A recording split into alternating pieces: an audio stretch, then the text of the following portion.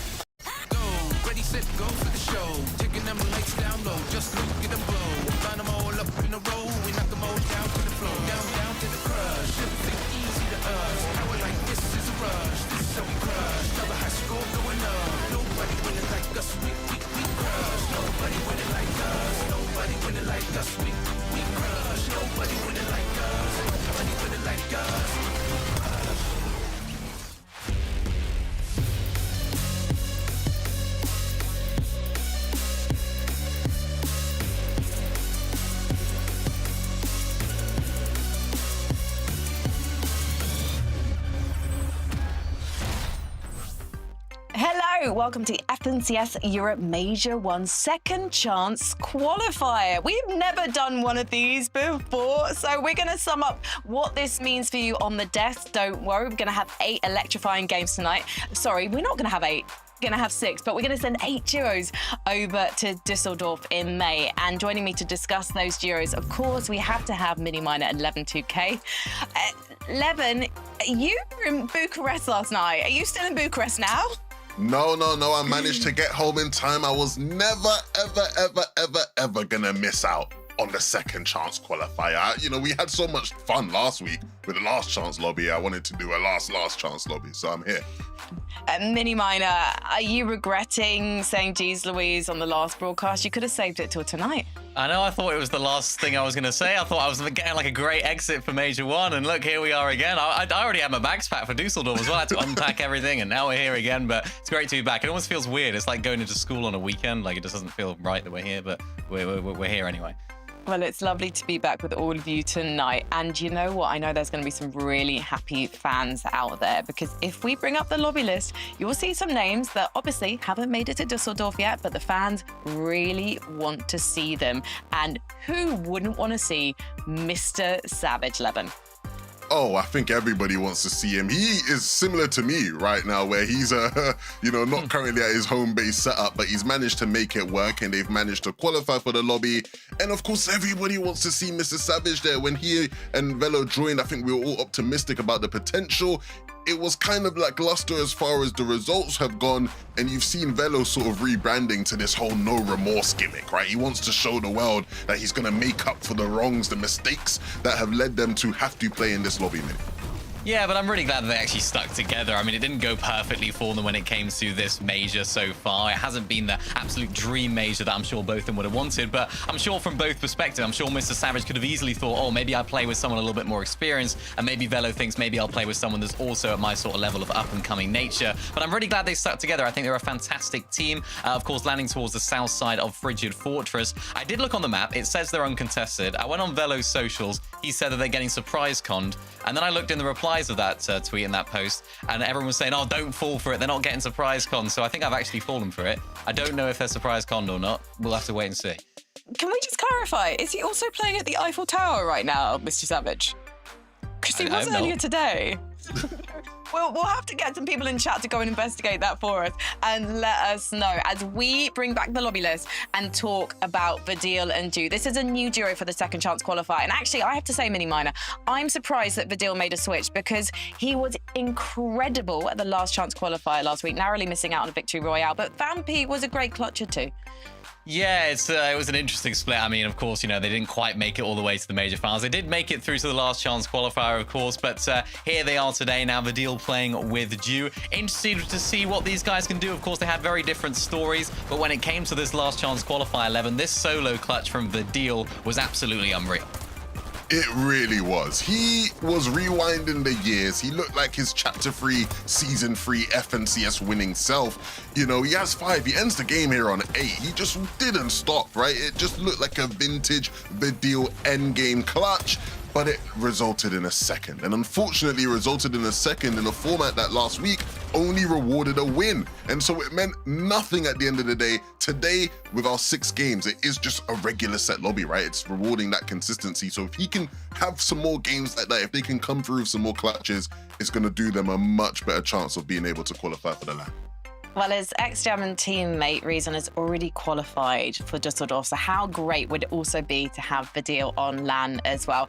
If we turn our attention, so boys, to page 2 of the lobby list, you'll see 2 icons of Europe, and it would be such a shock if these guys don't make it to Düsseldorf after having this second chance. But they have been underwhelming so far this season, Levin. Yeah, you'd have to be honest and say that it hasn't been what you'd expect from 2 players of their caliber, of their history, of their stature.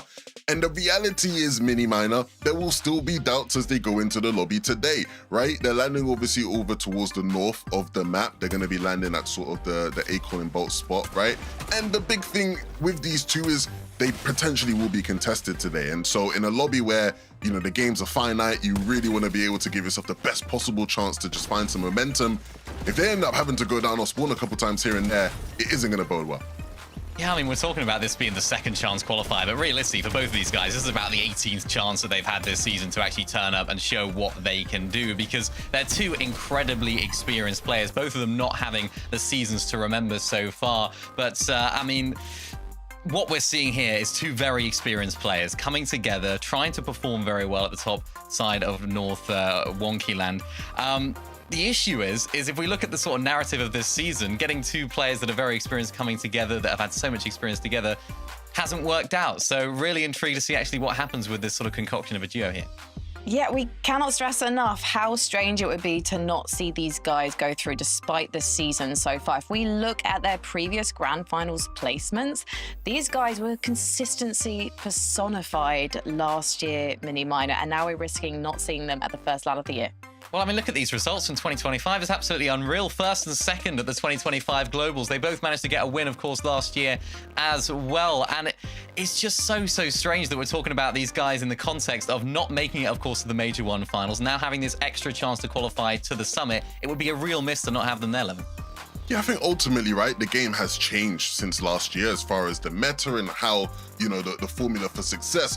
The silver lining for these two, though, I would say, is that there have been times where this season, in set lobbies, they both look good, albeit playing with different teammates at the time. But I think early on in the season, there was still a bit of hope that Vanyo and Wox, when they were playing together, and Mustache and Pix, when playing together in a set lobby, can get you a good enough result if needed. And so hopefully, they still got a bit of juice left in the tank. By the way, I also want to shout out that Ping and Wox are back together. So definitely going to be keeping eyes on them in the lobby tonight as well. We're going to be keeping our eyes on Truly and Gonzo, because this is a duo that qualified to Grands via the last chance qualifier last week, obviously getting their victory royale. That's what got you through the LCQ. But they weren't able to convert this into consistency once they made it to that stacked lobby 11. They had to settle for 34th, but they're going to potentially be up against it tonight as well. These guys were the catalyst for one of the biggest stories in the major finals last weekend. They surprise contested Swizzy and Pixie at Dark Dominion, and on the first day, they gave them a rough ride. They led those guys to finish way down in the standings, and Mini, they had a couple of games where it did look like this was going to be the team that everybody had expected them to be. You know, two very talented players who have looked like they are on the rise as far as their ability and their results go. It didn't quite pan out their way after day 2 when Swizzy and Pixie actually sat up in their gaming chairs and locked in. But my hope today is that uncontested at Dark Dominion, they should be good enough to make it through. I feel really good and confident about these guys getting top 8 today. Yeah, and what's really valuable is, of course, they can use that experience that they have from that Dark Dominion fight. They know the sort of situation that could happen. They know what could happen around them, teams rotating in, using those teleporters, of course, as well. They sort of understand that. And being uncontested now, although it looks like that on the map, maybe we'll see a little bit more contestation there as well. So we'll have to wait and see. Well, I'm excited to see what our casters, Taco and Takata, have to look forward to tonight. So let's check in with them. One of my favorite things about these style of lobbies, Takata, is that you just never know what to expect. What starts off as initial drop points for a lot of these duos could end up changing very rapidly as the matches actually draw on. And not only that, but a team like Truly and Gonzo, it's hard not to be excited for them given their performance in finals. I know it didn't pan out for anything past 34th ultimately, but at the same time, I mean, they've looked really solid despite being such a new forming duo. Yeah, and I'm also curious to how the qualifications today shake up the drop mat at the Summit LAN. We have other duos like Podosai Sado, they're at Frozen Shard, west of Frigid Fortress. We also have Latte Landing, Ping and Wox. If we look at the Summit LAN drop map currently, Ager's Ritual and Reet Cooper are both at Latte Landing, and then west side of Frigid Fortress, we have Chat Flixie and I Drop Marius. Now, they will only be playing on day 2 of the Summit LAN if they do qualify today against the bottom 25 duos that didn't qualify in day 1. So the drop map can still change up. It really depends on which duos end up qualifying. So we'll just have to wait and see. Tons of things to factor in here today, Takata. But for right now, we got to kick it back on over to Frankie in the game. Thank you very much, guys. Now, tonight in the lobby, we're going to have a whopping 18 French players. And given that we didn't have any French players on LAN in Lyon at the Global Championships, we really want to see some make it through to Germany. And one duo the Gentlemates fans in particular will be cheering for are Akira and Kurama. They couldn't make things work. However, Levin, at the weekend, they came 39th in Grands and they're contested tonight. Yes, in Grands Mini, they landed at the Ice King Vault. They were contested, surprise contested in some of the games. They didn't know how to handle it. Today, they're landing at Battlewood Boulevard, and they know going into it, they will be contested. But the key difference today is they are landing at Battlewood, which if you were watching FNCS last weekend, you will know that this is the POI that gave us our FNCS champions in EU. It gave us our FNCS champions in NA. And so these guys have the blueprint. They have the formula going into today. And not only that, Mini Miner, Akira and Kurama will be coached by the EU FNCS champion Sky and Scroll. For 6 out of the 6 games today, Sky and Scroll will be in their call, giving them the guidance, giving them the technique, the tactics, everything they should possibly need to succeed today, they have. And so Akira and Kurama should be expected to qualify through today. That's going to be absolutely vital. I mean, not only had, of course, Sky and Scroll been landing at that drop spot for the entire of the year, but of course, remember that game number 11 on the weekend against Chino and Pablo. They know how to drop here better than anyone. And in Akira and Kurama's case, lots of hype about them going into this major final that we just had on the weekend. A lot of people had them in their top 10. Some I saw maybe even in the top 5s as well. So they're definitely a team that a lot of people expect to do well, particularly now that they have this off-spawn coaching and off-spawn sort of expertise in their call. I think the big question is now it's just whether they're going to be able to actually get over the line here and get into that top 8, because they definitely have what it takes. And of course, we want to see the Gentlemates on that. Of course we do. And we also want to see what's going to happen with Skyjump and Mumsy. They came 21st in Grands. It was so close between a space at Dusseldorf and not. And tonight they're going to be trying to make good on that promise we've seen so far, Mini Miner. The question is, are they going to be contested? Because Cora and Styler, who we thought were going to be contesting them, keep changing their drop spot. So what are you reckoning is going to happen here?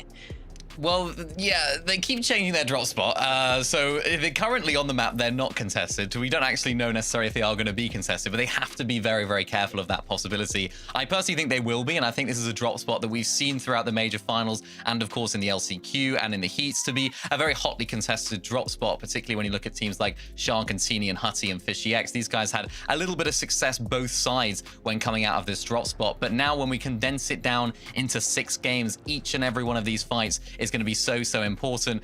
But I think Levin, they placed 21st in the major finals. They were the best team to not qualify through, of course, if you look at that. So they should, I suppose, be going into this with a lot of confidence. Yeah, I would expect them to, right? At the end of the day, it's incredibly fine margins, and, if I was them, I would sort of have the mentality of, look, going into this lobby, we're too good for this lobby. We shouldn't have even been here. It was only, a matter of small little circumstances that mean we are here. We're landing at one of the better spots. Yeah, there's been a couple teams over the course of last weekend that struggled to play out of Wonkyland. But I think contested or uncontested, there should be an understanding of what they need to do here to find success. And I think we have 2 incredibly talented players who can do that. Levin, we know that Wonkyland is a drop spot worth fighting for, but we only have 6 games tonight. If you are a duo like Skyjump and Mumsy and you are having trouble, do you decide to just risk going elsewhere, or do you just commit to the bit? I feel like that depends so much on the team, right? If it's a spot you've been landing at all season long, then sure. If maybe it's not and you've been landing somewhere else, you might want to go back to where you're comfortable. There's so many different variables that come into factor. Ultimately, though, you just don't even want to be in that position. Just win a couple off spawns, get 2 good games, and then you ain't got to worry about that. Mini Miner, are there any dark horses in this lobby tonight? I think there's a few. I mean, I know that there's a few names that we just talked about that are going to be sort of top tier teams that we need to look out for. But I'm looking at the map right now. I'm looking at Moneymaker for 9. They have a very, very good performance leading up to today. They've had some decent performances. They've been showing that they can win as well. So, of course, that doesn't necessarily matter too much here. But getting those wins, getting those high placements is going to be super, super valuable. So if they can get one early, they should be okay. Well, in just 6 games' time, we will be sending 8 more duos over to the Major One Summit in Dusseldorf. So let's get started with game number 1. Over to you, Taco and Takata. Thank you guys so much. And yeah, Takada, knowing that it is 6 lobbies for these duos to ultimately try and confirm themselves as one of those teams placing through consistency. I mean, top 8. That's all you need in order to make it for that Battle Bus adventure at the Major 1 Summit LAN. So a lot to play for, a lot of stakes, and a lot of nerves, I think, that could be factored in. Yeah, and I'm excited to see what switches up. I know Mini Lev, we're talking about kind of the wonky land. Are Skyjump Momsy contested? Are they not? The duo that was contesting them said, all right, I'll go to Squibbly. It's Cora and Scylla. And they're like, actually, I don't think I want to go to Squibbly. I'm going to go to Riptides. I don't know how many times you can switch it up in like 5 minutes, but I wouldn't be surprised if game 1 we go back and they're back at Wonky Land. Another one Minnie was talking about, Mr. Savage Fellow. Good news is we don't have to wait long because the battle bus is ready. So let's head into game 1.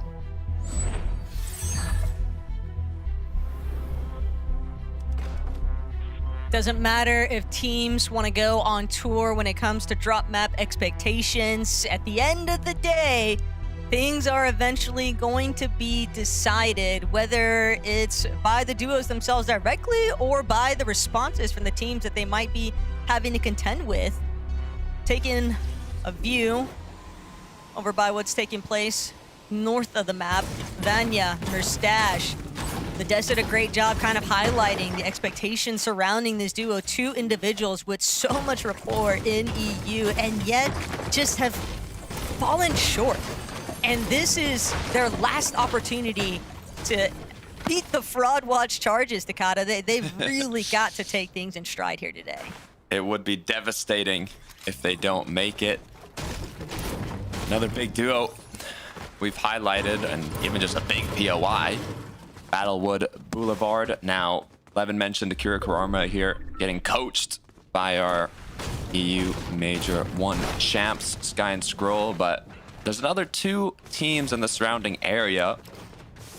As we can see, one of them on screen now, but it's also Pix and Ghost, South Boulevard. So if they get into a quick engagement here, the third party is a danger as well. And I might have even seen an other duo here.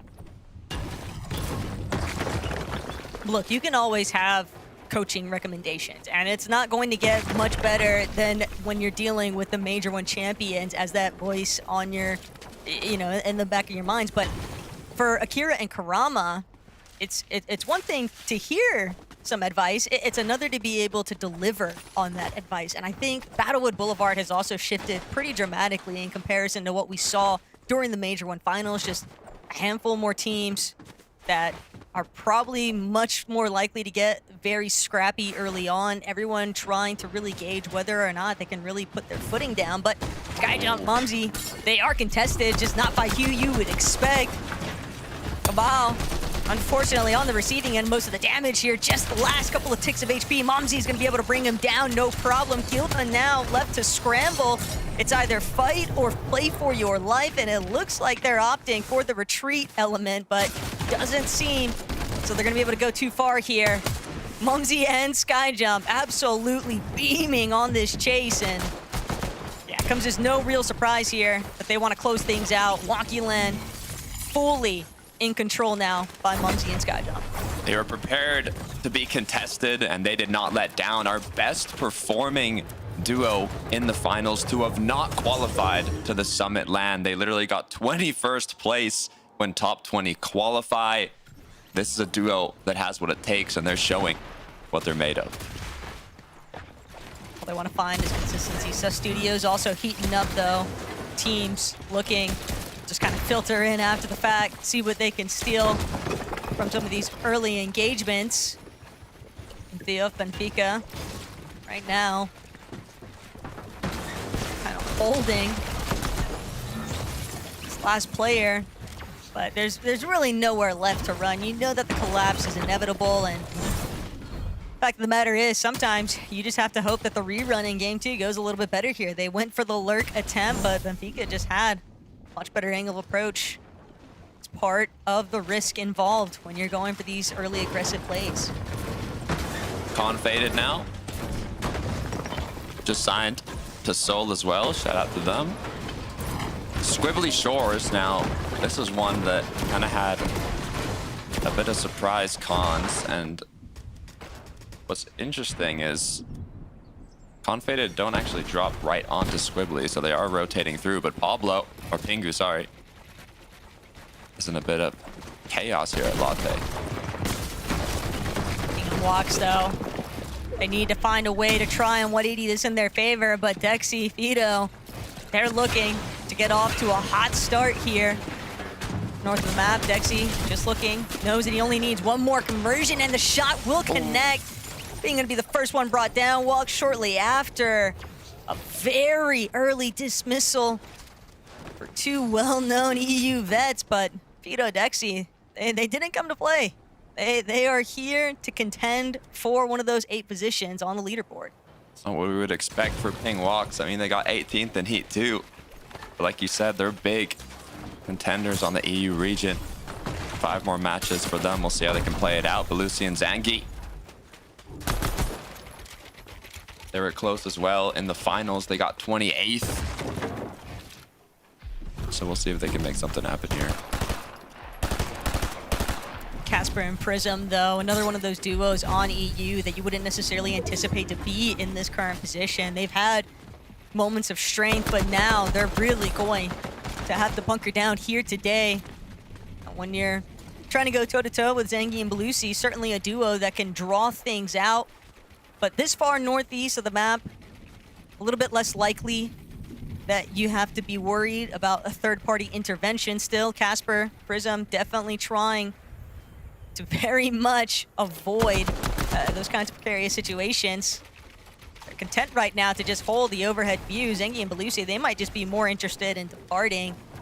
That surge, we saw just how many issues it caused for some teams throughout the majority of that Major 1 finals. But teams have had some time to look to review things, and yeah, they'd rather invest the mats to disengage over everything else right now, so things will ultimately just fizzle out for the time being at Painted. It does look like the zone this match so far is favoring Sandy Strip area, so for the teams here, for the moment, they will be happy. The Strokey Hero has a good amount of teams in the surrounding area as well, but gotta be careful when you're looking for those tags. As you mentioned with Net Surge, you cannot let yourself get hit. But the good news is if they don't have to rotate too far, there won't be as many risks that they do have to take to make it to zone. But when you have so many elevated surge bases, it's always going to play a part in influencing the way that other teams will rotate, especially knowing that Hardcore and Kire are also holding a separate surge base right across at Sandy Strip, so could definitely cause some issues in terms of allowing teams to really have those real openings and finding consistent search tags. All across, but Deal knows you. Not the sight that you want to see for a German icon right now, but Badil making the most of the situation. We know that he can definitely clutch up when left to his own devices. Problem that Takada is that he would very much prefer to just be able to go for a reboot opportunity, but Akira, Kurama, they also seem like they need to spend a little bit more time inside of the storm, refarming some materials, even looking for some whites back at their surge base. The toughest part about this too is zones pretty much heading to the opposite side of the map, so it's not like you could spend too much extra time here. I'm more worried for Vidil as he has to go for the reboot and kind of get the scraps as he makes his way back, but we'll see what Akira Kurama can do. The thing is, you have to remember, they're getting coached by Sky and Scroll. And Sky and Scroll, whenever they played from this position, they would stick around until 4th, 5th zone.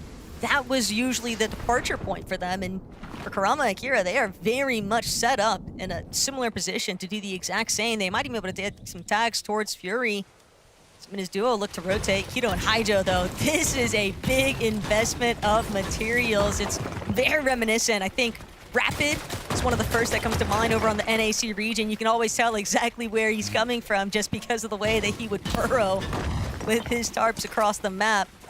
But Haijo and Kido, sometimes sacrifices have to be made. And there is an ample amount of brick on this rotational path, so it's not like it's too steep of a cost for them, but it does let other teams know that, hey, there's someone moving here. Vanya Mustache. I'm very excited to see how they perform today. I mean, looking back at 2025, we had Vanya Pixie Marius, second global championship, 1 major, 2. Now, both of Vanya's trios have already qualified to Summit. He's the only one that's left. Mustache coming from being that global champion now. The expectations are there. We'll see if they can live up to them. Kai gonna take the porta potty right now. Set for Dominion, Karhawa, Devil, spending a little bit more time farming some of the leftover materials. Okay loadouts, they've got a pizza to work with, so it's not like these early storm takes are really gonna apply too much pressure. It's more so about preventing yourself from being overly exposed. You start making your way to that next edge of zone. Get us. It's an head. Dennis hoping to get some of the opening shots though on some Mustache, Vanya, but they're already on the move. Latte landing. Pad just makes it all that much more easier to rotate in. So they were dropping west of Wonky Land and actually going to be kind of contested by Kelba and Gabao, but you know, they ended up going Wonky, so I'm wondering if Synergear has actually had their drop full on con, or if they kind of just forced Kelba out because they just beat them at the drop by far. But either way, they're making their way in now and their eyes are on this match. Rather expend a little bit more time utilizing the campfire though, just to preserve as much of their white heals as they can. They also know there's another duo that could potentially intercept them, so they're trying to remain out of sight, maybe get some of the opening shots. Other teams though, also stuck inside of the storm, surrounded right now. Lusha and Howley, way more company than what they would like. With this much local foot traffic, it's no surprise that they would rather opt to be a little bit more patient, play the fishing game. A lot of survivability, depending on what exactly they're able to fish out, but it also means that other teams in the surrounding area are probably going to keep a very steady eye on what those two get up to after the fact. Yeah, I saw Vidil Ju are actually back there, so Vidil did get the reboot in. Now rotating on through is Gira Sinet. Gonna take some pop shots. This is a super pad, so if you are able to combine it with the Flowberry Overdrive like they're doing here, it goes over 300 meters in the sky, as you can see. 1 of 2 on the map. So they should be able to get all the way into zone from this. 136 above, though. Makes me a little nervous. Yeah, things are a bit fickle whenever the surge is just about even. I think that's a good way to look at things when you're sitting underneath that 200 above threshold, because just 1-2 tags and you're right back in the red zone of being underneath that surge threshold overall, and you have so much more restrictions imposed upon you once you actually start to get into the zone, because teams are just not giving many opportunities for the comeback, because nobody wants to try and find themselves in a similar position. A lot of times we're seeing teams just choose to box up to the last moment and take some of those later rotates, or even some of the earlier ones. It's just very difficult to get your bearings. Pix and Ghost, though, another one of our newer duos, came together specifically for this tournament, and now it's about seeing whether or not they're going to be able to break through and find their way on the battle bus for Dusseldorf.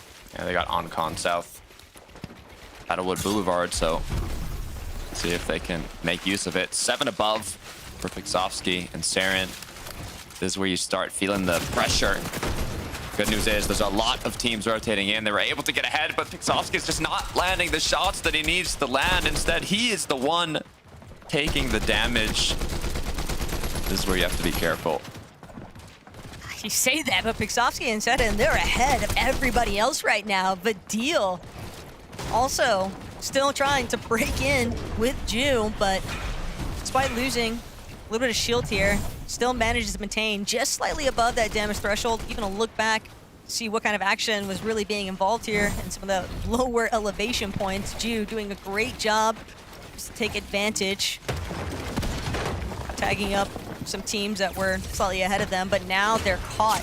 Part of the problem that's involved when you are one of those last teams rotating in and shooting at the others ahead of you, you just make yourself an optimal target for everybody else in the lobby, especially those players that just make it out in front of you. It's more of a deal having to use a medkit even just to try and withstand some of the pressure from this net surge right now, but they're gonna have to take a fight, and they're just so weak before they start it. Deal gonna have to connect with a huge shot here, but he's already getting tagged by the lobby. Doesn't even get a chance to make it in. XZ now looking back towards Ju, and while there was some good pressure applied against Puka, this is just another duo that's kind of suffering victims right now to the rest of the lobby. They won't get a chance to make it in. The pressure from Surge and the other players just too much to overcome. Great job from Ju there. I mean, big shots cost both players to get eliminated there on the rotate. It was a tough one, though, with everyone looking back. Podesai and Sato. They've got Oncon, Frozen Shard, west of Frigid. Great drop spot. Great chances to get top 8 today. I'm happy to see them 260 above in the 8 lane get 8 end game already. Howley Lucia as well, looking incredibly strong. One of our top performers leading into today. At least trying to see if they can take over a little bit of elevation here. Gonna invest kind of early on, but no one's fully in control of height just yet. Bukowski and Zedin, though, they have definitely still got their work cut out for them, but it's just not enough. Takata, the Surge, just battering away at their HP still. Only one small shield potion left for Zedin here, and his primary concern right now is, how do I even cover this ground? He's only got his gauntlets at his disposal. He's trying to cut in, hopes that there's something left over in this Surge base from another team, and whether or not he finds any kind of utility heals, it's still feeling more and more like a delay over everything else right now. He doesn't have time to pick and choose. He's just got to get some shots sent out right now. Skozer, mild victim, but it's still not enough for Zedin to actually stay standing here. Belusi and Zangi, though, just so isolated from the rest of the lobby, but Mr. Savage, here we are. No remorse. Just trying to see if they can make it across here now. They want to make sure they stick towards that front side of zone. It's boded well for them so far. Keto, Ijo, Toes getting a little tagged up here by Savage and Velo. Continuing to just try and keep their wits about them. Velo, so much to prove in today's competition here today too, Takata, because he is someone where when you look back at the performances that actually panned out, kind of, he was very vocal about how he felt in terms of his actual performances, and unfortunately kind of talking up checks that the results didn't necessarily cash out on. But today could be different. Today could be the one. This is the last chance for this duo to try and make it in. But sitting underneath the Surge, they got to get fraggy. I mean, odds are in their favor. They were triple conned in Heats. Now on con, it's that EU legend with new talent duo, but as quickly as you're above Surge, you can go below. They're feeling the pressure now as Zone has pulled back towards them. They have more than enough heals to hold it out, but it looks like they will need to go for an earlier refresh here, trying to find any opening on the players rotating through. We still need 5 more players to go down. Vanya, Merstash, another duo struggling with their Surge. 38 below. One good tag, and Vanya is going to be able to find it, but they're still just barely nestled above, and Vanya sending himself straight into the Hornet's nest. Too many players surrounding them. Vanya and Merstash are going to be taken out. High ground seemingly collapsing now in all these teams and these lower layers. Velo left as a solo here now. Won't have the chance to go for the ride just yet, but getting this elimination onto Haijo, that's just an extension, a lifeline. Velo does have overdrive grenades, so he'll at least be able to make his way towards secondary height, playing the middle layer, trying to see whether or not he can prevail. He's gonna need more eliminations, though. Every bit of placement from this stage on is where things matter most here, because it's all about the consistency today. So even if it's as a solo, you want to be able to get as much position as you can. And speaking of position, Dexy, Tito, they got some of the best right now in lobby. Ultimate height, players flying overhead, but doing a great job playing defense. It was at Sandy Strip. They're starting to get launched into the sky. Fido Dexy, though, this is a newly formed duo for the second chance qualifier. Not only did they win off spawn against Ping Walks, now holding on to height. Odds are looking incredibly good in their favor. Kiro left alone as a solo does have a pizza, though. As Velo now, you talked about your performance in the heats. You were not happy with it. Now you have a chance to show what you're truly made of. 4 eliminations on the board already, and the solo clutch continues. He's not the only solo in this lobby either. Kurama hoping that he can bring back Akira into this one. He knows 2 is better than 1 every single time. Somehow managing to stay out of sight, out of mind for the rest of the lobby. So he does get the rebound, has a pizza. If he can just get a chance to put it down, that could be the difference maker for the French duo. But now Velo backside of zone, hoping that there's someone unsuspecting ahead. Howley gonna get a little bit of his shield taken out by Casper. That's the elimination that Velo needs. He's just continuing to break through. Doesn't get too much of a chance to celebrate, though. Has to keep moving every single second, working against him. But Velo still finding a way to stay left standing on his 2 feet. What a performance. He's already gotten 4 eliminations as a solo, getting closer and closer to the top 10. Only 4 more Mad Zangi's gone down. Velo, you've got 3 more builds. You can't get seen by height. You're gonna have to drop down. The shots are coming through, and that will be the end. Still a great solo clutch. Hey, he made it into the top 10. That's what matters currently. But Momsy, Sky Jump, Ultimate Low, and they are doing their best to turn it into the Demolition Derby right now. Front side of zone controlled. 5 eliminations already for this French duo.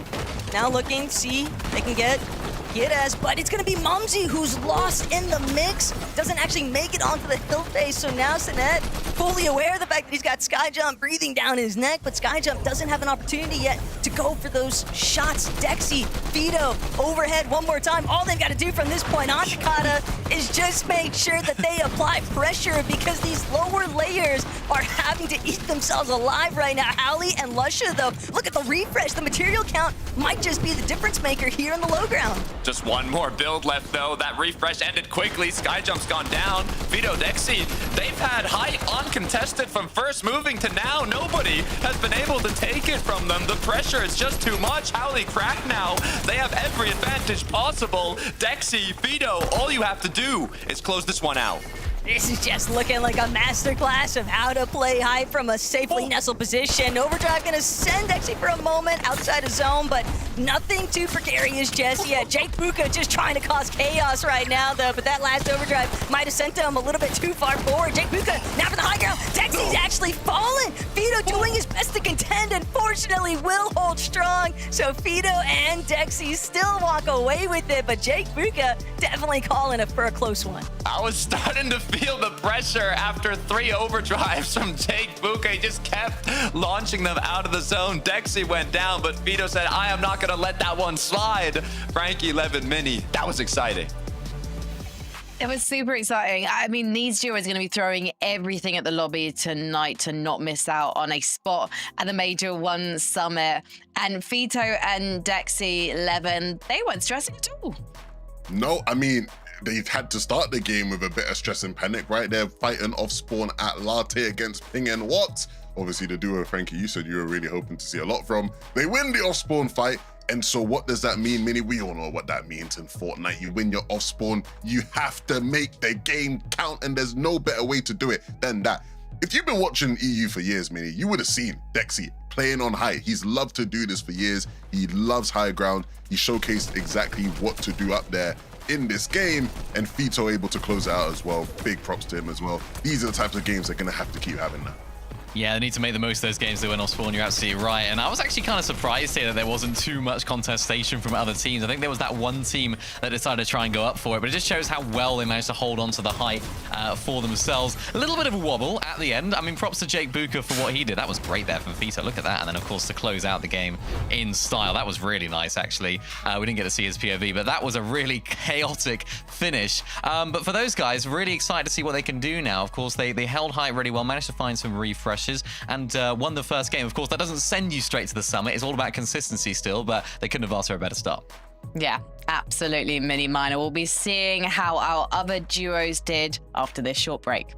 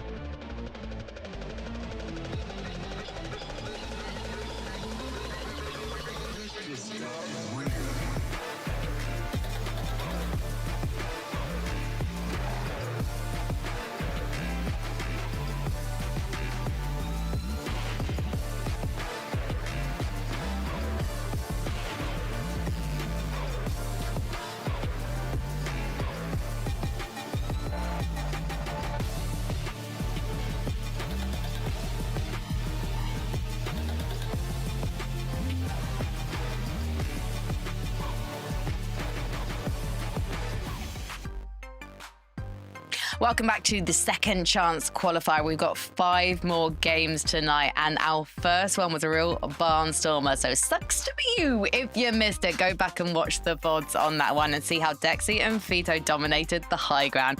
Let's talk about how our other duos in the lobby did tonight, though, in game number 1, because everyone knows they can't afford to have a slow start here, Levin. And Skyjump and Mumsy, they got the memo. Again, we talked about important off-spawn battles. They ended up actually fighting against the team I don't think we really, factored in there. Mini minor, but it doesn't matter. It's wonky land. There's always going to be some wonky stuff going on. They made the most of it, though, right? They get out of wonky alive, and they end up playing out the game. And, again, we talked about making these games count. Mumsy goes down, right? And Skyjump, the resilience, right? To not give up on the play, not give up on the game. That's what you need in these lobbies right now. Yeah, it is absolutely right. I mean, we saw that these guys just have so much potential, so much skill, and we spoke about it at the beginning of the day. These guys just seem to have a little bit more over the rest of this lobby, so it shouldn't be a surprise that they're in these positions and finding themselves in successful situations in the end game as well. And of course, a nice little solo clutch from Skyjump just to get those extra few placements as well. Ended up with a 5th with 6 eliminations, putting them 4th on the leaderboard, so not a bad start at all for them. It'll be great to see how well they do tonight, but definitely eyes will be on them in the lobby and in the audience as well. Savage and Velo, though. Yes. Oh, my goodness. What a fantastic performance. We have to highlight Velo. 11, you sound enthusiastic about that one, because that clutch to 9th place when the odds were against him was something else. This game for them actually played out exactly sort of how I expected as far as the dynamics, right? Because one of the key things with these two is their season ended a while ago, right? And so the question's always going to be, we've watched, the major finals happen. People know how to play the game as successfully as possible, right? You've been able to go back and watch. We've seen top players going back, watching what all of these top players were doing. Savage has been on holiday, right? He's in Paris. He's not been locked in. And we saw them down on Surge, and I was like, is this going to be a pattern with them today? Because maybe Savage hasn't been able to lock in, watch the VODs. If that's the case, you're going to need Velo to solo clutch and have games like that one if they're going to have a good chance of competing here. It's going to be difficult for them as well, though. Of course, the inexperience of Velo at this sort of level is going to be interesting to see what he can now bring for the rest of today, whether he's going to be able to keep up that pressure. But I think, he's definitely got the skill. He's definitely got the talent. And it's a solo clutch right there to put them in that, top 7 for them. Really nicely done from him. I mean, no remorse, as you can see it from his name. So definitely not playing with any sort of strings attached right now. He is just running free. Meanwhile, Akira and Kurama, coached by Scar Scroll, you mentioned earlier tonight at 11, they did make it off sport at Battlewood Boulevard, got themselves some nice surge tags in there as well, 1 elimination to their name, Mini Minor. But the end game was a little bit choppy for them. Little bit messy, yeah. They of course made it there, which is important considering their situation when it comes to the off spawn. Interested to see what these guys can actually do going forward. There was a little bit of a revive situation here as well, which I think kind of threw off a lot of their endgame 11, but there's definitely more to come from this year. I think if there's a team that I definitely expect to be inside of that top 8 at the end of the day, it is them. A little bit of a rocky start, but not an absolute disaster. Yeah, give them time. We'll figure it out along the way. I think, again, there's always going to be learnings as you are playing from a new spot, especially on the complete other side of the map to what they were playing in the lead up to Grand. So patience with these ones, I think, as the games go on. We can't be patient, guys. We've only got 5 more games, but Howling and Lucia, they're aware of that. They were kitted out for the end game. We'll talk about that in a moment, though, because actually, if we turn our attentions back to page number 1, Fastaroki and Kiro, they are at that cutoff point right now, Mini Minor. The question is, can they consistently remain there? Yeah, it's going to be interesting. I'm excited to see what this duo can bring, of course, today. They had a decent enough start right here as well. And I think both of these players have had some success at different points during their careers as well. And it's nice to see them now sort of coming together, finding a little bit of success here in this game. But they've still got 5 more games to go. And they are contested off spawn at Sandy Strip as well. So it's not going to be an easy day for them. Again, they need to make the most of these games. But big ups to them for making it to the end game and, of course, winning off spawn. I mentioned Howley and Lusher before, 11. I know you were keen to talk about these guys. I wanted to ask you what happened with them because we saw the mid to low ground end game. They were kitted out. They looked ready to be in it for the long haul to the bitter end, but they didn't quite make it there. Yeah, I think the key thing with Howley and Lusher in that first game is it's been very different to what we've seen from them this season.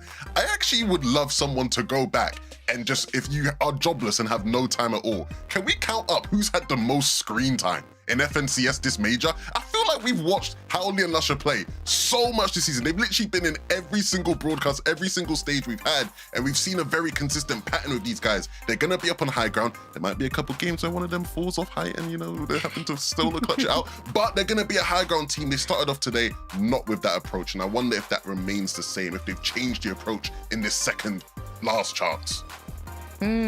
Interesting. Well, I mean, Mini Miner, you love it when these guys go high. Yeah, I want to see them on high for no reason at all. Just to hopefully get them to win a game. But no, it's actually nice to see them switching things up, not being afraid of that. Of course, they did have success on high, but for this sort of format, it's not last chance qualifier. It's not win and you're in. It is consistency. So I think that low ground's going to be so key. We saw it work so well for Sky and Scroll over the weekend as well. I'm sure they can try and replicate that as well. Now, I feel bad bringing this up, but Mersash and Vanya, difficulties, I guess, in the mid-game meant that we didn't see them go the distance in this one. Levin, do you think that this is a communication issue? What do you think is going on with this particular pairing? Again, you know, this is a new pairing, right? They've sort of come together for this, and ultimately there's been concerns from both sides about understanding whether or not their read on the meta is as good, whether their execution is going to be at the elite level you'd expect it to be. And so again, I think we're all sort of learning about these guys as the games go on, and that wasn't a great start. Yeah, so let's see if they can pick it up in game number 2 with Taco and Takata. Thank you, Frankie. Look, the good news is, despite previously having 4 eliminations to fall damage back to back, we've got none today, so it's a good start. Now, in terms of drops, getting into the real note, Skyjet Momsy looking like they actually might be contested. We'll see if Kelba go for that again. Did not go their way in game 1. For Mustache Vanya, they didn't perform in the end game, but they were not contested despite the drop map saying that it was a possibility. Game 2 is ready to go. Let's get right into it.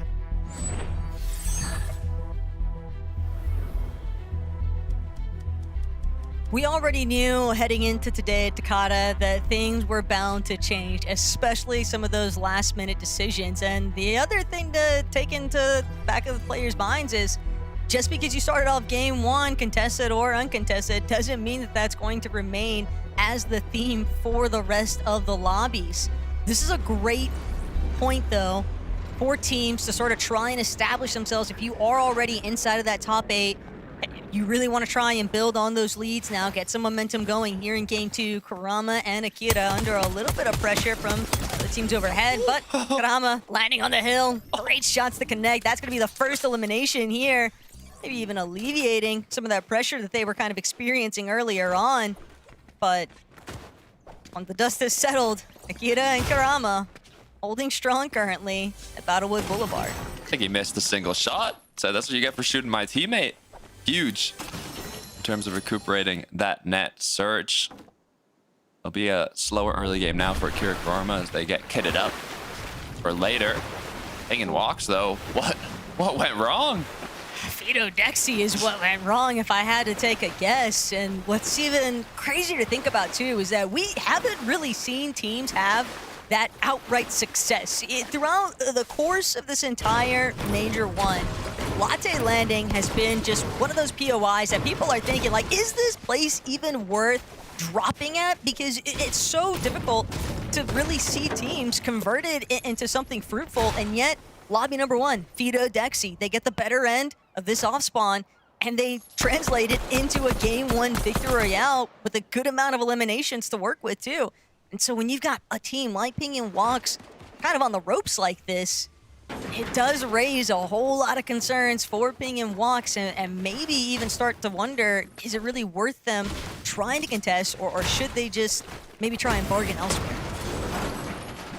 Looking over to Squibbly though, this is kind of a bit of a mix-up. Ram and Kaimu were originally dropping at the opposite side of the map, east, by Builder's Barracks, so it's interesting to see them all the way over west now, like you said, especially in a second chance qualifier. Things will change. There's going to be a lot of mix-ups. Glebschi Prax, they got 23rd in the finals, just 3 placements away to qualifying for the Summit LAN. The second closest duo in the lobby currently who have not qualified, but still made it to the finals. So the way they started it off, 26 points. I mean, cutoff currently is 54, so honestly, it's not looking great. But we do have 5 matches left. And it's not to say they couldn't look to find their rhythm a little bit later on, especially when you've got teams like Killa and Gobao that are trying to take that more randomized approach. When you're switching up your drop spot, you have to imagine how much practice, how much time did they really get to try and cement some of these opening ideas. For a team like Prax and Glubshi that knew very early on that they wanted to take their chances over by New Sanctuary, probably one of the most fickle parts of this POI is just that lower elevation point. So even if you manage to come out on top during that initial exchange, it's not to say that you're considered safe moving inwards, because so many teams can look at where you're positioning at. I feel like the whole map's just randomized at this point. I mean, no one's dropping where the drop map said. Like, I'm looking at the players and I'm looking at the drop map. I'm like, am I looking at like the wrong drop map? Like, what's going on here? Everybody's switching it up, but This is close enough for home, I think, for Scozer and JSN. They're a team that definitely had some highlights during their heats, but gotta make sure that you are consistently keeping things kind of amped up here as Savage, Velo, right off the bat of that game 1 performance here, Velo is really trying to do his best, I think, to sort of overcome some of those shortcomings that had taken place beforehand.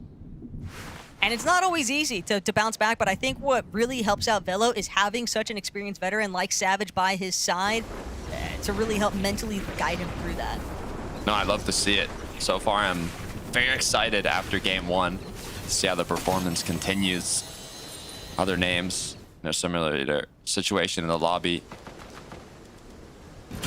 We'll shotgun over. Zynox and Co looking quite good, actually. They're in a 2v1, so they do have the upper hand here, but there is a third party coming in if you look at the mini-map bottom right, so hopefully they're going to be aware enough. This is just so south of the map. It's very feasible for a third party to intervene here. Ladek's going to apply so much pressure here too. That pushback's going to force Zynox to kind of take over the brunt of the aggressive charge here. And that little bit of delay, that slight hiccup might be all the time needed for Xanthify and Ein to really work their way into this one. Even though Zynox was able to pick up the elimination, fact of the matter is his duo is still incredibly low. They have no idea about this approaching lurk here. Still taking their sweet time. Have to respect the patience unless it winds up being a whole lot of nothing, but as long as you can get those opening shots here, Xanthify and Ein, right now, got time to work with. Kind of watching their prey move off in the distance. They will send out shots, but all they've really done is given away their position here. Didn't really net them any sort of surge whatsoever. I think they got like a 30 maybe. Not what you would have wanted for a successful sneak up that they had. Now they're going to be forced to continue looking and even rotating quite significantly further in the zone. So we'll get a quick replay though of Sinet and Giraz. See, this is what you want to see if you are going for that sneaky method.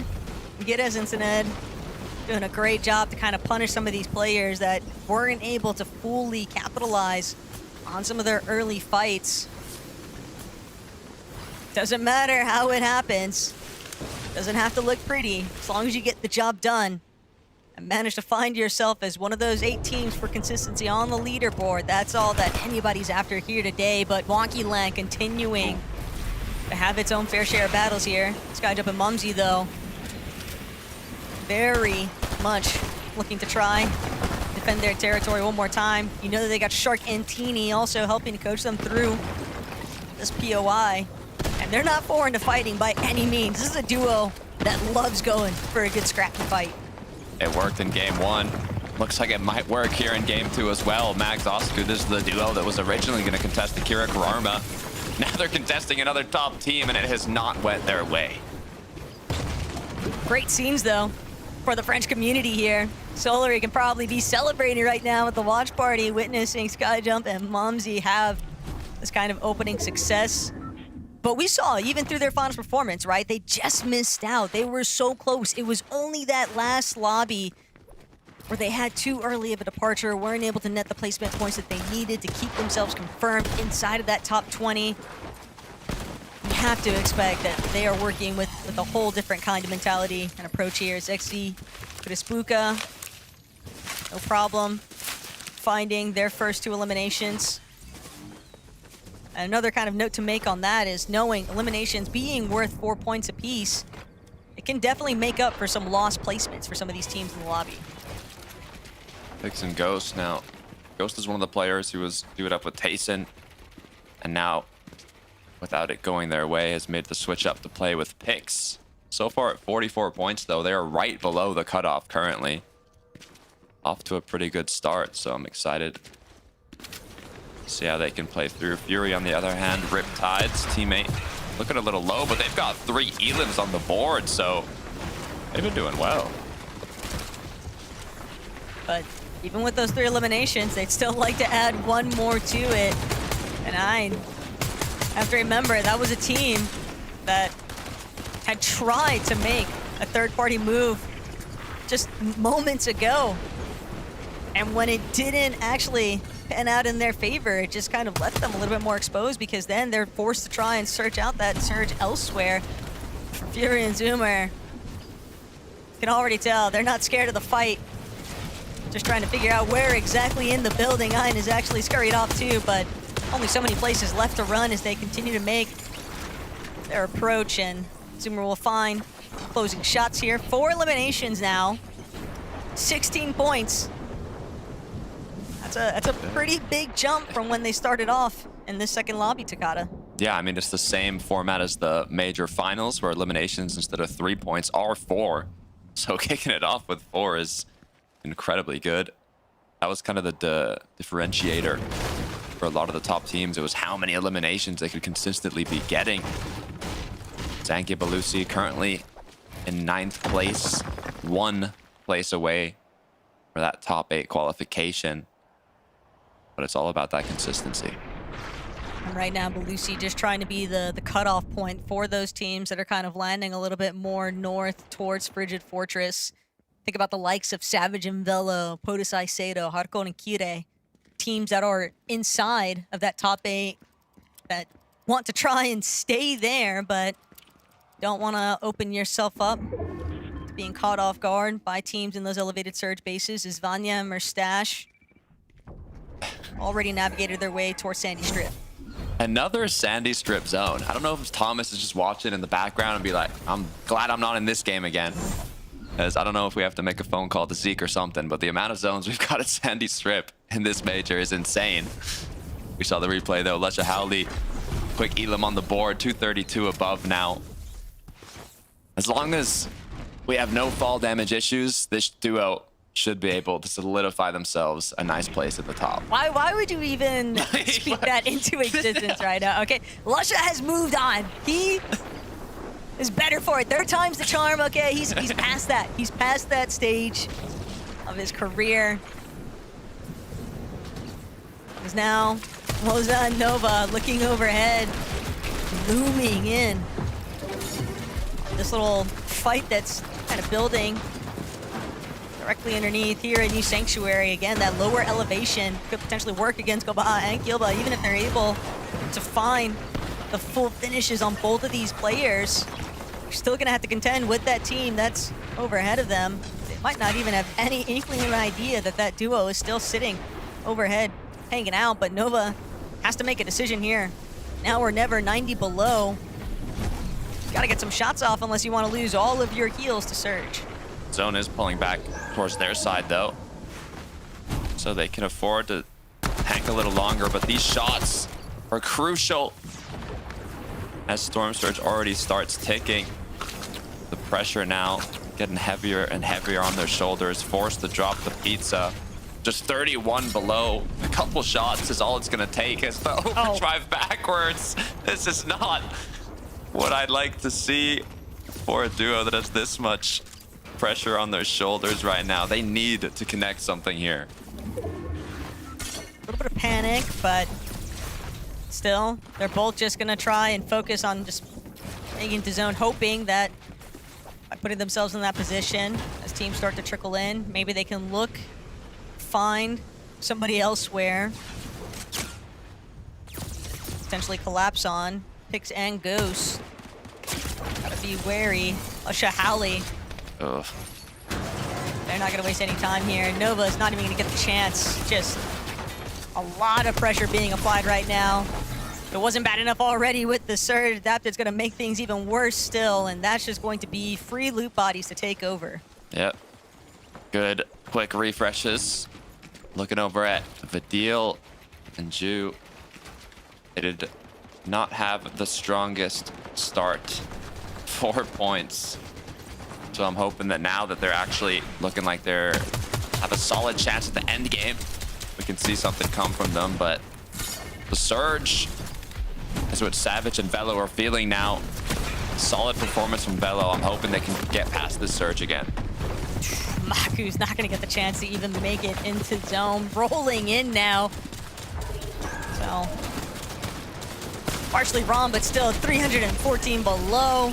Whole lobby looking in, and Savage and Velo also victims of that lobby focus. Just too many struggles trying to make it into that next edge of zone. Teams are just a little bit quicker at staying ahead of the pack, looking back, spraying. It's very easy to just be caught out in the mix. Ju and Vidil, though, look back to see part of what went wrong here for Savage and Velo. And just a little bit too much congestion for them to contend with, but like I was saying, with Vidil and Ju, I think a lot of people kind of knowing just how explosive things got between Ju and Cantry. Maybe Vidil can help to keep things a little bit more grounded. Very excited to check back in with them shortly, since their surge was well above, and Akira Karama, they've done an excellent job at managing their surge. 525 above. Nestled into a decent elevated position, not quite stuck in the congestion that's sort of cooling underneath them on that ultimate low, and they'll have an opportunity with the overdrive grenades and the flowberry mist that they're holding on to actually try and make a stab at height here, if that's their intention. It could just be wait and see what happens next. Yeah, I mean, we saw a lot of low ground consistency for Sky Scroll, but if they have the opportunity to take it, if odds are in their favor, they'll do it. The Stroke Akiro, just 67 above. Issue is no more shields that I can see, no more heals. Teammate, though, just have some splashes, so they're hoping for a zone pull here. Vidil and Ju. It'd be great to see even more German representation, especially considering that the Summit 1 LAN is in Dusseldorf, Germany. Vidil in 2025, say, was probably or in 24 duos, actually, 2024 duos. It's one of the best with Reason. Didn't go their way starting off this year. And seeing Vidil with Ju now, I mean, the history is there. He knows how to play duos, but it's quite difficult when you kind of switch up your duos last minute. You don't have that chemistry that a duo like Sky and Scroll has, but you have the individual skill. Howley Lusha looking decent. Is until they try to make their next rotate in. Part of the problem is trying to decide which way the lobby is actually looking when you get a move on. Fortunately, though, for Lusha, finding that elimination onto Lixia means that he can try and make a play for the revive, but the moment that those Flowberry Mist Grenades go off, it always draws attention to your position. Dexy, Fido, one more time, 363 above. Done an excellent job so far, making their way, holding consistent strong points inside of zone. Just trying to make sure, looking at some of these teams caught on the backside that are under so much more pressure. Good pick off onto XZ. Whether or not they actually go for the loot might not even matter. What they're really after is just the elimination points, as Akira Karama still doing a job. Making sure they can seal. Good chop out for a moment. They're going to pull that body straight to them. A little steal away action here, as Akira and Karama won't complain. Every little bit helps at this point. Ijo and Keto, they're actually going to be some of the first to make it onto height, but can they hold it? Well, the rest of the lobbies looking to be setting up to try and see if they can overtake the high ground. Nice connect. I mean, if it's anything like last game, Vito Dexy held on to height from first moving to last moving. I don't even think they were really contested at all. So we'll see if there's a repeat or if players start playing a little bit more aggro towards it. Lusha, though, left alone with 90 points. Trying to make sure they solidify themselves. Still at the top, but Kiro has to be careful as pressure's getting on him. His teammate is fully cracked. They do have a bit of time to breathe, though. Yeah, but they don't have any shields to work with, Takata. No Flowberry missed grenades. They're going to have to depend exclusively on the movement from that last overdrive grenade, so that's going to be a forfeiture of that secondary height. They're going to opt to go straight to low ground and hope that there's teams that are in a much worse position than them. They can maybe look back on the lobby, try and get a pick or two. They need the elimination refresh, and they need it now. Kurama and Akira also contending with the low ground.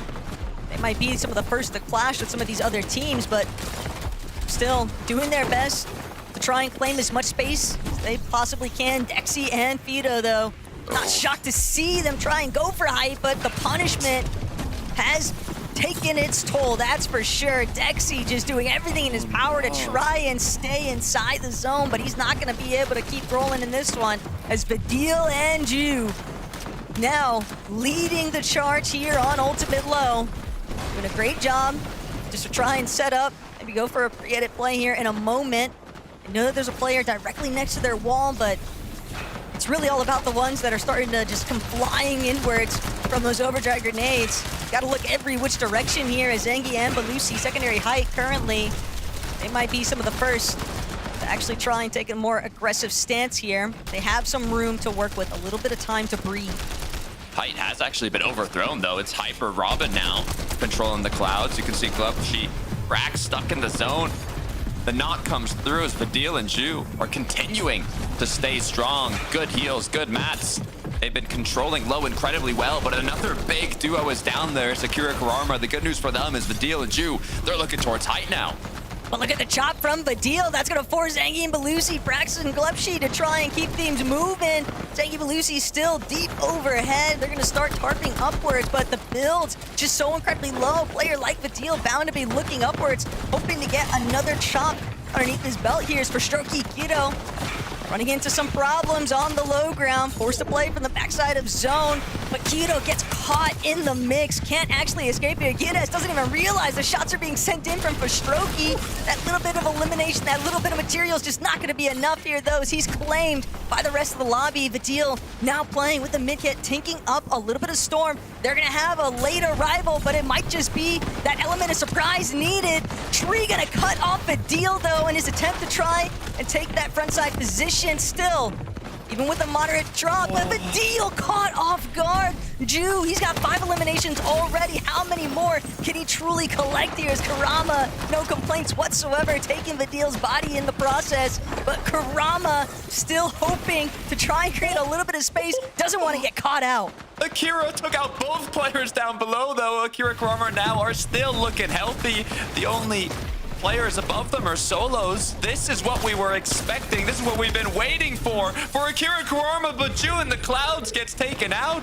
Zangi bouncing as his teammates down below, out of mats, put into desperation, as all they can do now are hit their shots. Ju was able to cause enough trouble, though, for the team on height. Zangi just thrown completely to the wolves here now as Ghost buying so much time. Great shot, gonna connect here. Ghost has the chance. Big chunk out of Akira's shields, but it's going to be Akira and Karama who hold strong and find their footing here in Game 2. A nice victory royale to send them plenty upwards on the leaderboard. Flawless performance. They held low perfectly. They never even got low on materials. Refresh after refresh. They were staying healthy. They had mats. They had eliminations. This is what we were looking for, Des. It is what we were looking for. I'm sure coaches Sky and Scroll will be very happy for our French duo right now. And of course, so will the Gentle Mates fans. It's looking good for these guys, and it was looking good all game, Levin. I said, give them time. I said, they're warming into it, and people are trying to tell them, no, they ain't got time. They ain't got time. These guys have plenty of time. because when you have a team like Sky and Scroll guiding you through the game, even beyond that, forget Sky and Scroll for a second, because they are the FNCS champs, you gotta give them the respect. Akira and Kurama are a really good duo, and they've been a great duo this season at times, Minnie. It just hasn't materialized in the moments that I think mattered the most. And so, again, it's good to see them, really comfortable in this lobby, it looks like, right? You see they're willing to make plays, they're not shying away from hard decisions, and they're hitting shots. That's what you have to do.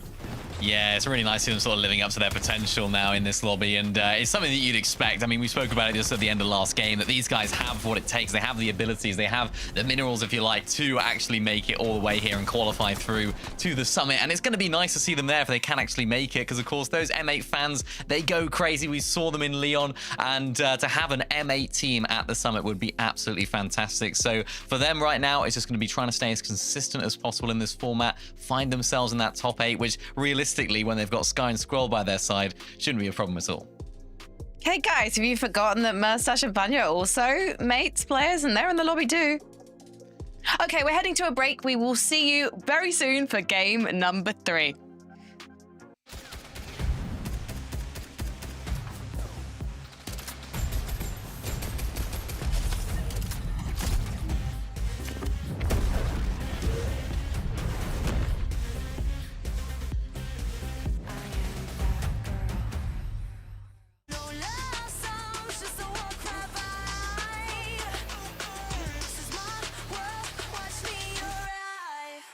Watch me arrive. Watch me arrive. Watch me arrive. Two teammates have his back. Merstash gets the drop on Marion, stays alive. They're targeting up Vanya. 3v1.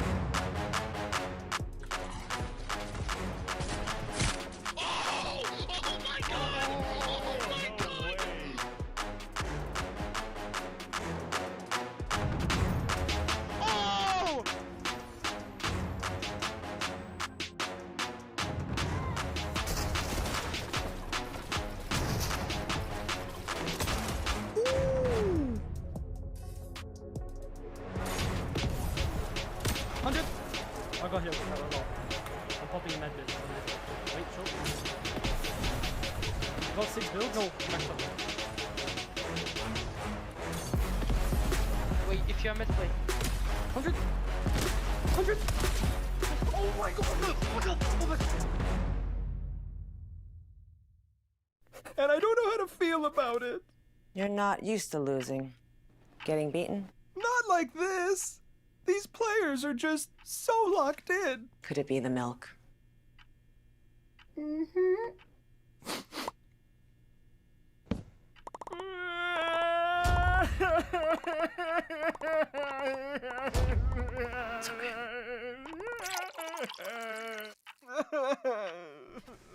Stay there.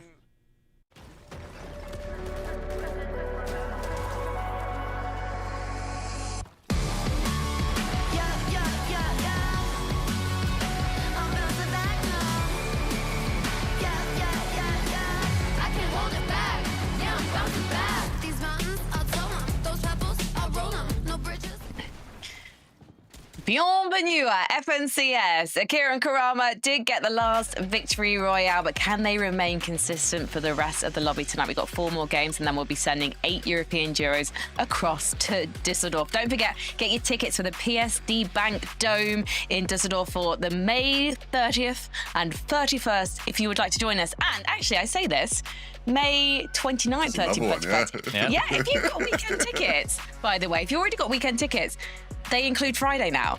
So you get literally 3 days for the price of 2. So Bargain. definitely do not miss out. It is a bargain. It's a Barry bargain, as we like to say in the UK, or at least I like to say. But let's talk about what happened in that last game, guys. Because Virgil and Ju, Mini Miner, they actually had a better session than the first game. Yeah, we saw them in that first game. I think it was Surge ultimately that took them out in that very first game. They were sort of scrambling there. I think it was Vidil that ended up going down in the sort of mid-game section all the way back in Storm. The Surge was ticking as well. So it's actually really nice to see these guys actually finding their feet a little bit and at a good time as well, of course, in the second game. You don't want to leave it too late. But Levin, we spoke about this, Joe, at the beginning. Vidil on fire. Ju has, of course, made the major finals as well. Didn't perform particularly well there. But this is a team that, on paper, you'd really expect to qualify through. So it's nice to see them coming alive. Yeah, no, I was glad that they made something out of that game, especially because they were setting up for height, right? It looked that way at least, and maybe they messed up the shockwave, or maybe the deal changed his mind, and that's when he ends up going down. But either way, again, this is a team I think we all want to see playing at the Major 1 Summit, so hopefully they can pick things up there. Yeah, I mean, good to see where they can get to. Currently in 13th, but 23 places up in that last game, so anything can happen in the next 4. If we can look back at the top 10, though, because I don't want to dwell on Mr. Savage and Velo and the game that they just had, because it did take them out the top 10. We can see Pix and Ghost. Ghost pulled off a marvelous clutch in that last game, 11, and you can see the results in the standings. Yes, I'm excited by these two because you have two, again, very talented players, 2 players who I think have had, their fair share of highs and lows over the, course of the past sort of months. Pix in particular, right, sort of almost had a good thing going with Mustache and it never sort of, kicked off into anything serious. And Ghost has been getting all the hype in the world, right, while he was playing with Tayson. Obviously, things didn't work out then. So, again, finally, I guess, showing some of the talent we sort of said he had, right? I feel like we came into this FNCS mini going, trust me, guys, this Ghost guy's like, he's next up, man. Like, he's the one, he's the truth. And we never really got to see it except for now. Yeah, we haven't really seen him in endgame, of course. Playing with Taysom wasn't really that consistency that we were expecting from them when it came to making it to endgame. So we never got to see those big pop-off moments from him. And now, of course, in this game too here, really nice to see him coming alive as well. I think you're right. This is a really nice mix of teammates here. This is a team that I think have a lot of fragging power, a lot of potential in that regard, but also have enough experience under their belt to take them through as well in picks. I keep mentioning the fact we only have 6 games tonight. Our first game was won by Fito and Dexy. What happened to them in the last game, Levin? I mean, it was a bit all over the place, right? I think we saw quite a bit happening, sort of all over. I think the key thing with these guys is, again, we know they want to be a team that's aggressive on towards height. And so finding those right opportunities, you're going to see moments where if they don't want to play that way, right? Again, are they going to be as prominent? Are they going to be as strong? And I think that's going to be the big question mark for them, not just in this lobby mini, but moving forward as a whole. Yeah, it really is. I mean, it's going to be, as I suppose the day goes on, it's going to be more and more difficult to play for those high ground positions as teams further on down try and make a play for it. Because remember, you don't get anything if you're not inside of that top 8. It's going to be really, really important for the players, of course, to get inside of that to make their spot known at the Major 1 Summit. So I think for them, playing height might not be the answer. Maybe it's time for them to play a little bit more mid-ground and not go for those risky plays, but at least they made that mistake a little bit earlier on here. It feels so punishing as well when you have got the high ground. Like Haijo and Kaito, they were preparing for that zone pull, and Levin, it was such a shocker, that zone pulling away from them despite their best efforts. Yeah, I'm actually curious to see what happened here to them, right? Because, again, zone pulls far, and you're thinking, okay, how are they going to react to this? And that was the moment where obviously Dexy and Kaito tried to come up. Kaito eventually sort of just gets chopped out there, and yeah, it's a tough one, right? The second that zone pulls like that, and it pulls max, and there's already teams ahead looking up at you, you're always just almost like a sitting duck at times, Minnie. Yeah, you are. It's difficult because everyone's sort of looking up at you there, trying to spray you out. We've seen a lot of teams going down to that recently as well, and even taking the full damage there, not ideal. But a team that I'm actually really impressed by, really excited by, of course, 2 Germans as well. So a lot of the German fans will be hoping that they make it to the Major 1 Summit. But I remember they caused Sky and Scroll a few issues off spawn there, just to the north of Battlewood Boulevard. So they do have potential to cause some problems there. But I know, knowing the off spawn situation, it's not going to be easy for them to make those end games. So they need to make them count when they do. Let's bring up the lobby list. Sorry, not the lobby list, the leaderboard, I should say. It's kind of the same thing in a way. I'm curious, I don't know if we can look at any of the later pages, because I just want to see which duos really do need to up their game before it's too late, if we are able to go to the third page. Because if you are on the third page, there is every chance in the next couple of games you could make your way into the top. Obviously, I mentioned Mr. Savage and Velo needing to have a better game. Kaito and Haijo, we know that they should be warmed up and ready to go. Podosai and Sato, they had a poor game last time, and you can see things can change so quickly if you do not have a consistently strong end game right now, Levin. I mean, yeah, these guys just haven't made it to an end game, so it's not, Yeah. you know, you got to make an end game before you start thinking about having consistently strong end games or just consistent end games at all. So hopefully we can see these guys, you know, sort of pick things up. I think Podosai and Sato, again, two well-established players who we know the talent, we've seen them do it at the highest level. Can they figure things out though as the games, you know, tick on by? And the points are actually incredibly close right now. Even if you looked at that top 10, there's not much in it, so everything can change after game 3 with Taco and Takata. Look, at the first two lobbies have not gone in your favor. This is usually the part of the tournament where we start to expect some pretty big pivots to take place here at Takata, because it's essentially our halfway point. Lobby number 3, teams don't have a whole lot of time. It's just kind of one of those now or never circumstances, and you've got to trust their gut sometimes. No, this isn't like the first last chance qualifier where if you win a game, you're in. It is all about consistency here for the second chance qualifier. And after game 3, even game 4, if you're not on the upper end of the leaderboard, it is going to be incredibly difficult. But the good news is the battle bus is ready. So let's head on to game 3.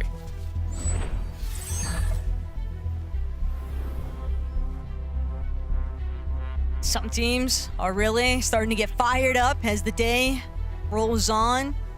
Teams that haven't necessarily had the success, though, that they were hoping for. Again, this is a great midway point, but for Lusha and Hallie, this is the last thing you want to see. It's Zynox getting the better end of this exchange here at Riptides. We knew it was going to be a little bit rocky for the duos that were choosing contest here, but now Howley, their position on the leaderboard, so quickly threatened by just one off spawn. I mean, they were sitting in that 7th place position, heading into this third lobby. All they want to see right now is survival. Look back, too, on what went wrong. It was just that immediate 50-50. Lusha doesn't get Twin Hammers. As a result, it's forced to just wait and see whether or not Howley can even bring this one back into his favor. But it'll be real tough from this point on, Takata. I mean, Vending's fully in control by Zynox. Not only that, but it is just so hard to go unnoticed out of Riptides and not run smack dab into another team. That's the real issue that I think Howley's gonna have to contend with. A change-up, a latte landing though, and I'm not talking about a change-up in drops or players contesting. It's actually Ping and Wox being the team that has had the better drop this time around. In the previous game, they were kind of forced to swim away, but now it looks like Dexy and Fido are the ones that are put into a bit of trouble. You say that, but Dexy and Vito have already had 2 pretty solid games. I mean, the first place, and granted, the 20th, not the best, but still enough to keep them within that top 5 portion of the leaderboard. They've built up a bit of a buffer.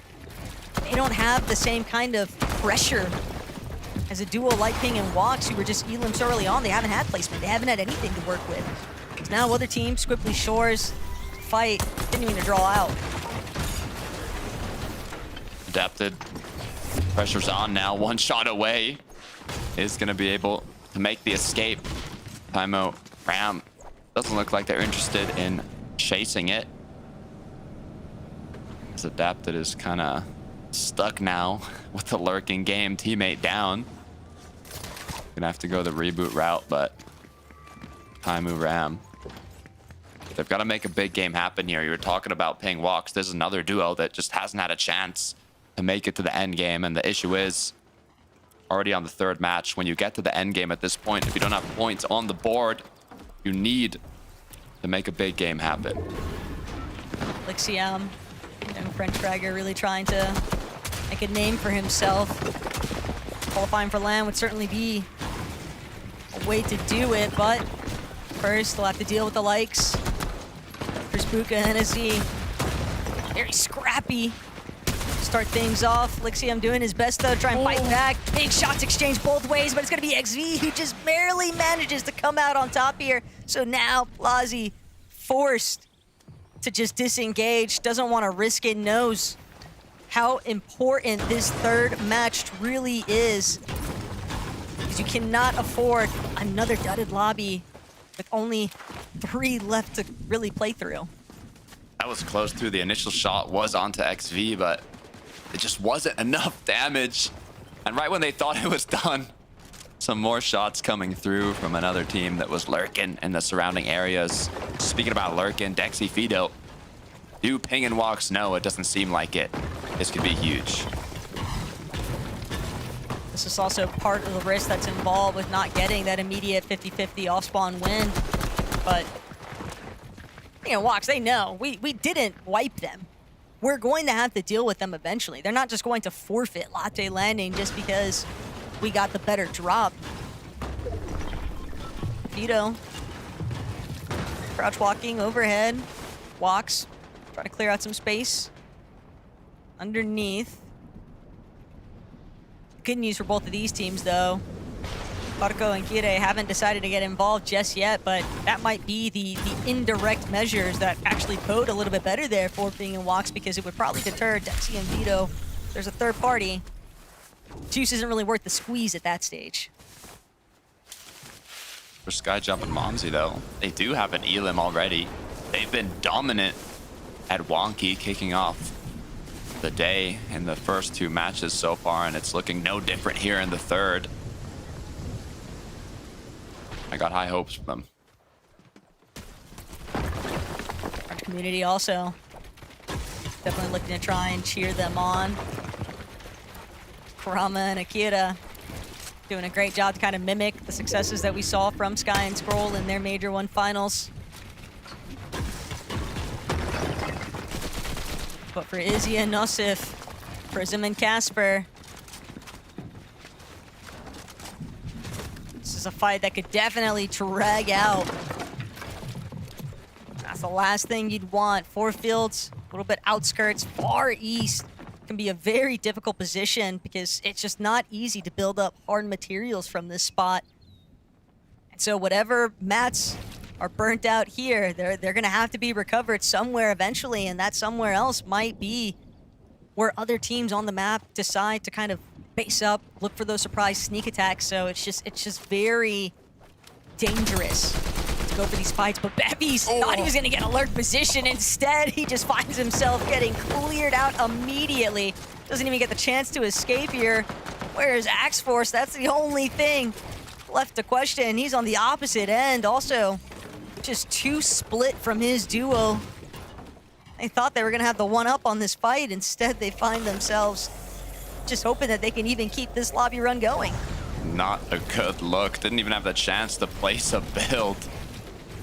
Axe Force now is in a world of trouble. We'll see where this zone does close in the next 5 seconds, but Bevies and Axe Force, they're gonna have to be playing comeback now. At least with 5 slices of pizza, Axe Force can afford to tank up a little bit here, but that reboot is just going to be the bat signal for everybody else in the lobby that's on that eastern portion of the map to just try and take him out of the skies. Velo and Savage. A little bit of a stumble in game 2. Rough zone for them to work with. When it pulled towards that lower elevation, it just left them a little bit more exposed than they would have liked to have been on their rotate in. Still, this south section, Frigid Fortress, it's got enough for them to try and make some magic happen here in game 3 maybe. It was that 7th zone surge. It's getting the best of a lot of these teams. Savage Velo being one of them.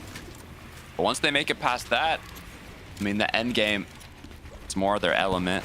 Rax, Glove Sheet, we've talked about how close they were in the finals, and now once again they are incredibly close, being the cutoff the qualifying here in 8th place at 94 points going into the match. So all they've got to do is hold on.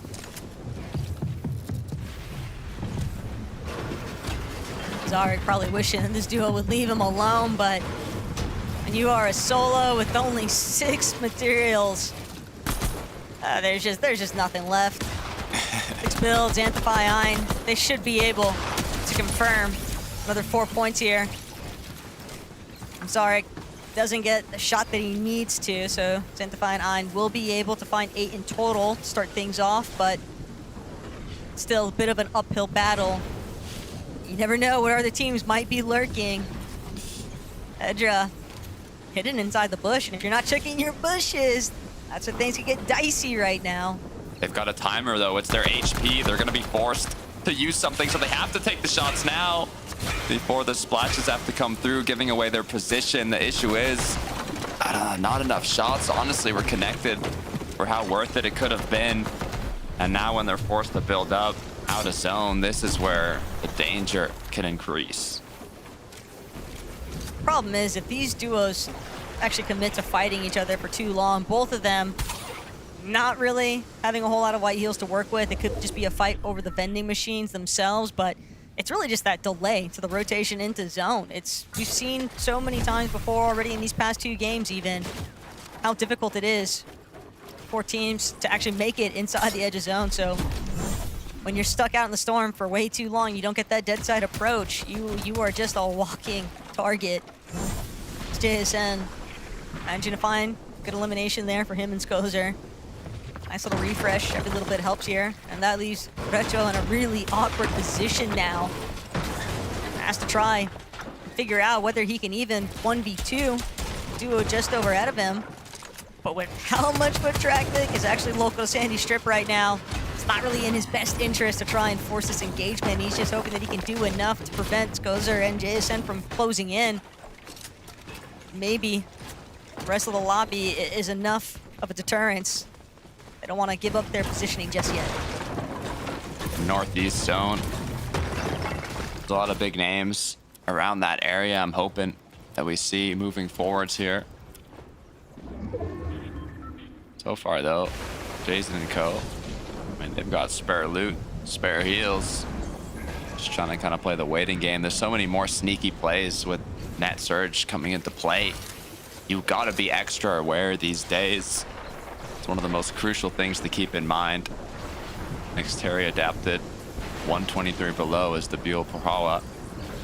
I'm hoping they're aware.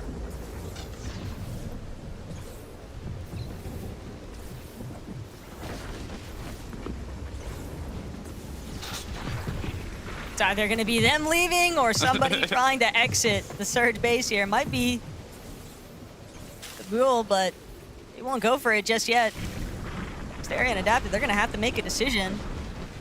They only had that shield fish. That's not going to be the white heal that you need. And for Perhala and the Mule, finally, scenes are going to reveal themselves. Adapted, going to try and open things up, at least able to take over at the top of the Surge base, which means that they are going to be able to steal away some of those medkits potentially, but it's the damage that they're after. Only 12 above. They know that they need even more. They don't want to find themselves truly threatened here, but that anti-peek from Perhala force Adapted to back up just for a moment here. The Buell is still relatively low. Xterria trying to see if he can find an angle. But the constant ticks between just above and just below is a very uncomfortable position right now for Xterria and Adapted. They're going to need closure. And for Hala and Dapiel, probably not happy with the fact that this duo is actually chosen to try and sneak up on them like that. Might just be waiting for a chance to pounce. Yeah, still just bouncing above, below, above, below. Currently at 34, but if we look at Bahara and Buell, they are a lot more in the safe range. Xterria, though, Adapted. Great job connecting some shots. This actually should be enough to give them a bit of time to breathe now. The flow mist is going to come through. They should be able to recuperate their shield. And now just have to find a way to make it back to zone without the Buell Perhala beaming them. I didn't see any overdrive grenades, Takata, and that might be part of the problem for that duo. Even if you are above on Surge, if you don't have any mobility, it's difficult to really make use of it. Playing catch up to the rest of the lobby. Ali, Lusha, starting to make their move in.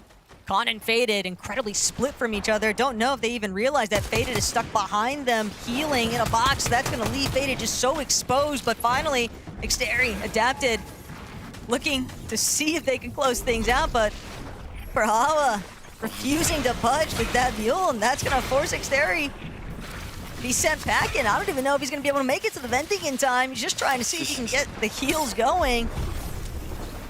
And for Brawlhalla and that mule, though, it's been a bit of spoiler having to deal with that duo. All that surge that they've just been above.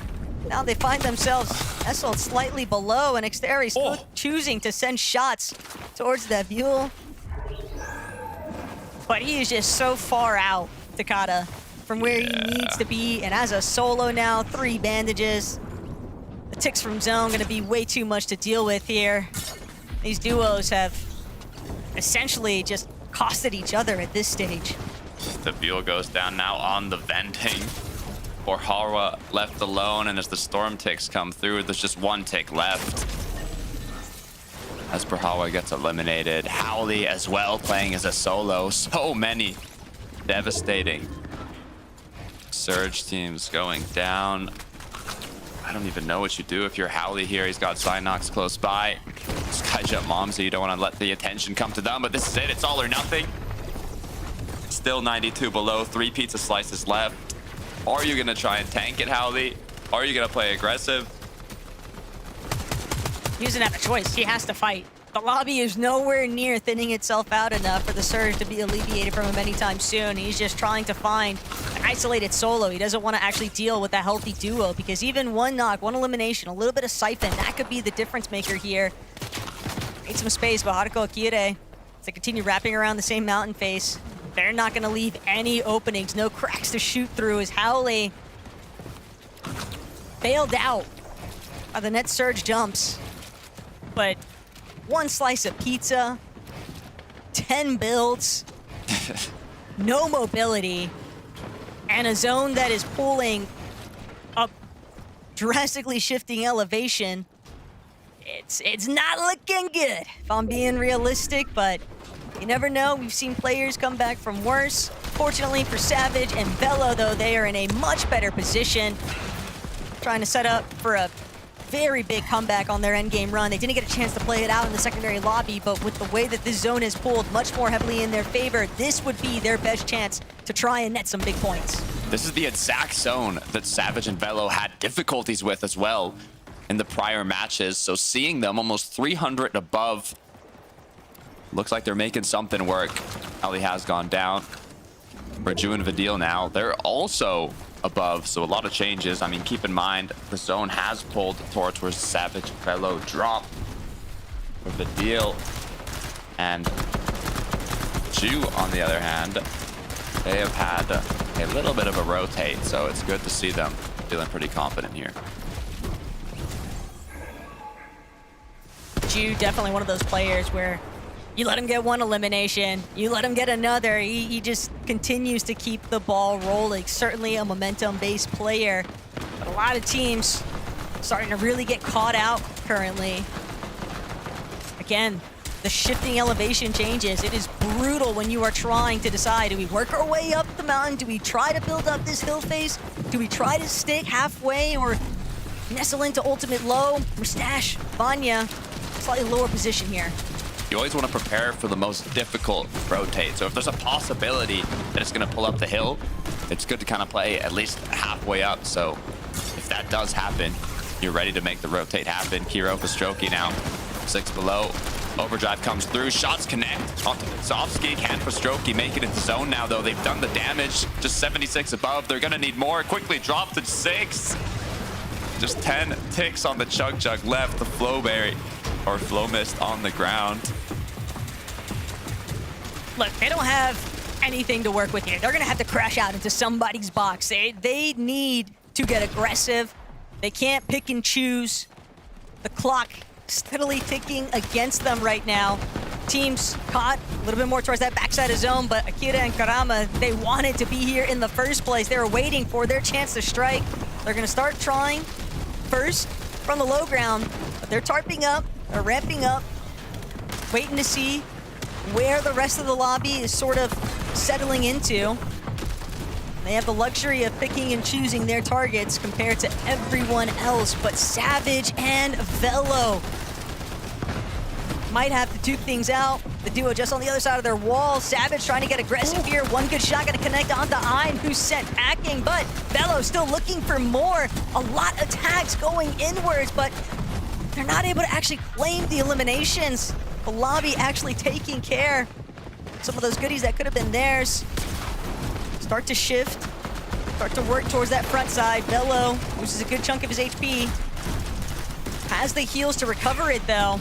But Badil and Ju are definitely setting up nicely currently. Anya and Mustache, though, trouble has struck at the worst possible timing because this drastically shifting elevation is going to force Vanya to leave Mustache behind. Can't even attempt to play for the revive. Instead, going to have to use his last pizza, take every single one of those slices, tank up a little bit of Storm, and hope that he can find some form of recovery from the backside of the zone. Saido, though, this is the match that they needed. They didn't kick off the day strong, but now they were able to pick up 7 eliminations. Podesai is left alone, though, and Velo as well, once again. You solo clutched game 1, Velo. You weren't happy with your Heat's performance. You have a second chance, your final opportunity with a big knock. Make it count. That's the delivery he needed, though. The siphon from Ju is going to ruin things for Badil and Ju, but that's going to be the silver lining here currently for Velo. A chance to wait and see where everyone else is kind of moving in front of him. So many pizza slices left to work with, too. Taking up these ticks of Storm. Now, recognizing high ground, a little bit distracted here. He's going to make his move in. Managed to go without having to tank up too much pressure from the high ground team. And he's actually front side on elevation here on this hill face. Looking back, Badil could be a victim here. Velo recognizing that's a player that's gone down, but his ping gonna run smack dab into the center of where Velo is facing. Doesn't realize he can maybe try and claim body loot off the sky jump. Didn't get a chance to actually see. You talked about it. Ping walks, they went down in the early in the first matches. This is the first end game we've actually seen them in, and they have to make an impact. They cannot afford to not have a massive game here. But meanwhile, you have players like Akira Karama on the low, an incredibly healthy duo facing off against the solos as shots continue to come through.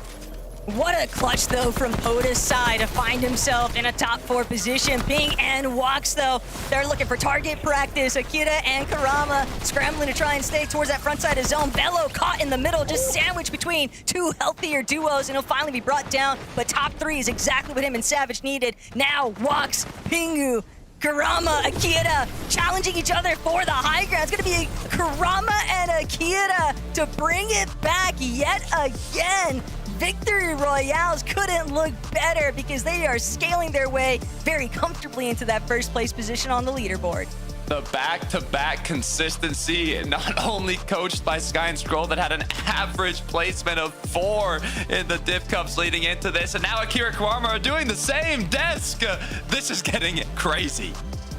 C'est beau, encore plus pour Akira and Karama. Congratulations to the Gentlemates. They have done it again, and they've done it in style, Mini Miner.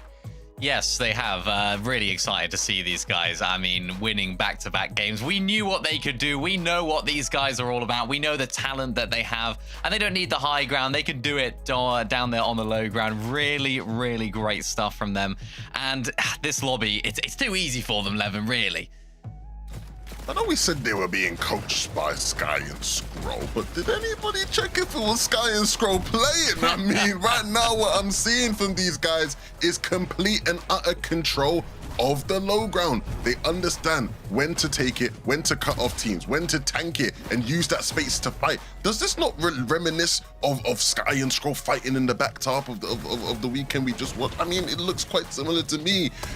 Regardless, I'm excited for these guys because it's been a community sentiment. I think everybody wants to see the Gentlemates fans show up again and do their thing in Dusseldorf. And for them to be able to do what they did last year with all of the different international duos they had, for them to be cheering on a French duo in Akira and Karama, 2 of the best you know, the French scene has seen in some time. I think that'd be really exciting. And with back-to-back wins, you know, a solid first game as well, like they're going to be looking comfortable now.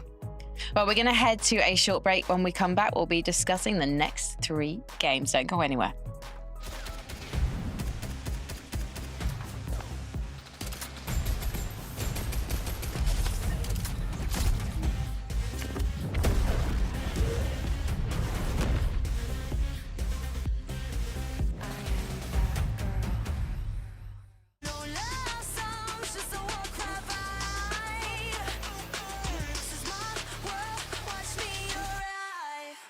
Watch me arrive. Watch me arrive. Watch me arrive. Two teammates have his back. There's Nash. Gets the drop on Marion. Stays alive. They're targeting up Vanya. 3v1.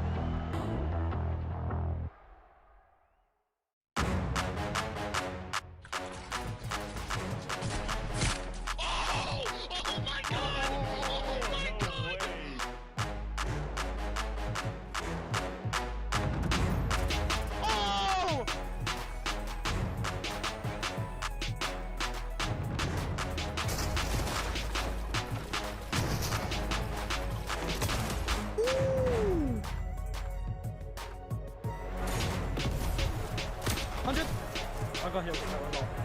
I'm popping a med bit. Wait, so. Got 6 builds? No, maxed up. Wait, if you're mid, wait. 100? 100? Oh my god! Oh my god! Oh my god! And I don't know how to feel about it. You're not used to losing. Getting beaten? Not like this! These players are just so locked in. Could it be the milk?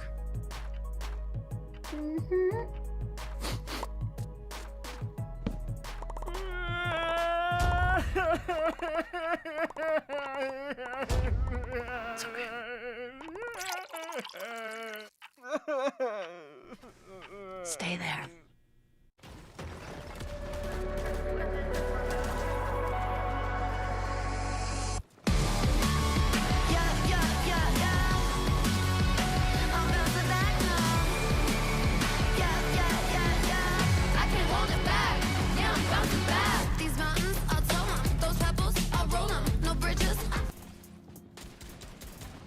Welcome back to FNCS. This is the second chance qualifier, and Akira and Kurama have got the memo. They just got back-to-back victory royales, and they're sitting proud at the top of the leaderboard.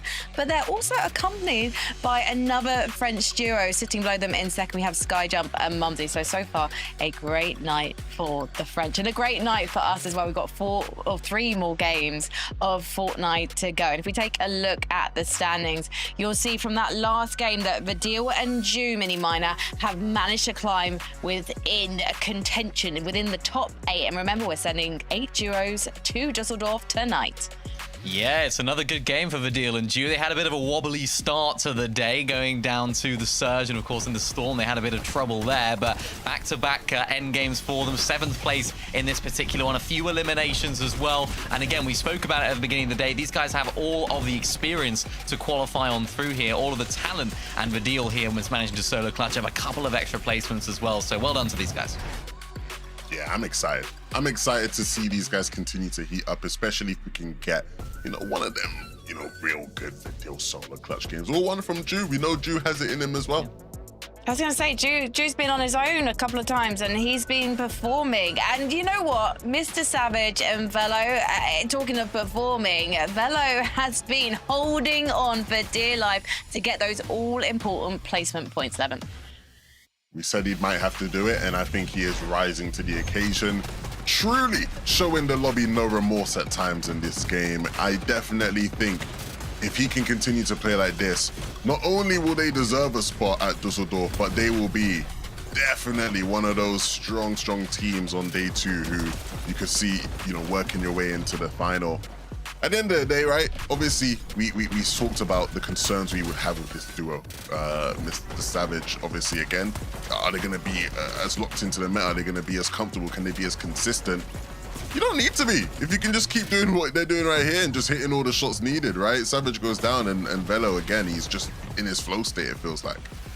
Just so good in these endgame moments. Flicking, hitting shots, finding players, finding these little sneaky positions to hide in as well. It's something that I think a lot of players that are maybe newer to this sort of level of lobby wouldn't necessarily do. He's very confident, very calm in those endgame situations, and that's exactly what you need at this stage. So hopefully for them now, this is a great sign of things to come when it comes to the Major One Summit.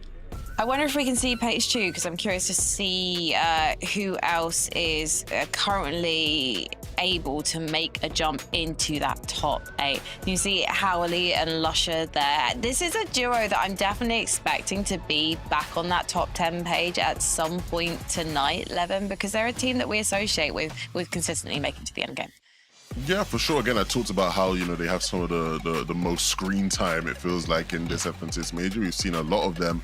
And at times, you know, for the most part, it's been quite positive. And so hopefully it'd be a shame to see them sort of fall away now at this final opportunity here. So hopefully they can, you know, pick up the pace a little bit. Maybe we got to get them back on hype, Maybe that's the solution.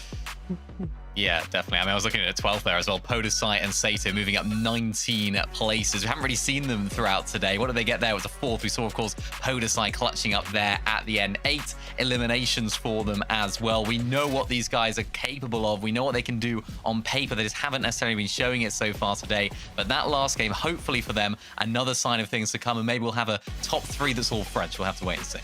And Ping and Wox, guys, are now in 20th. They finally made it to the end game, Mini Miner. Yeah, nice to see these guys in endgame as well. Of course, they've had some struggles in the early game stages of the games here for them. It's not been easy for them. 2nd place in this game. Nice to see them come alive, Levin. Again, 2 fantastic players on paper. We just haven't got to see the full extent of what these guys can do. But realistically, you should expect these guys to qualify through.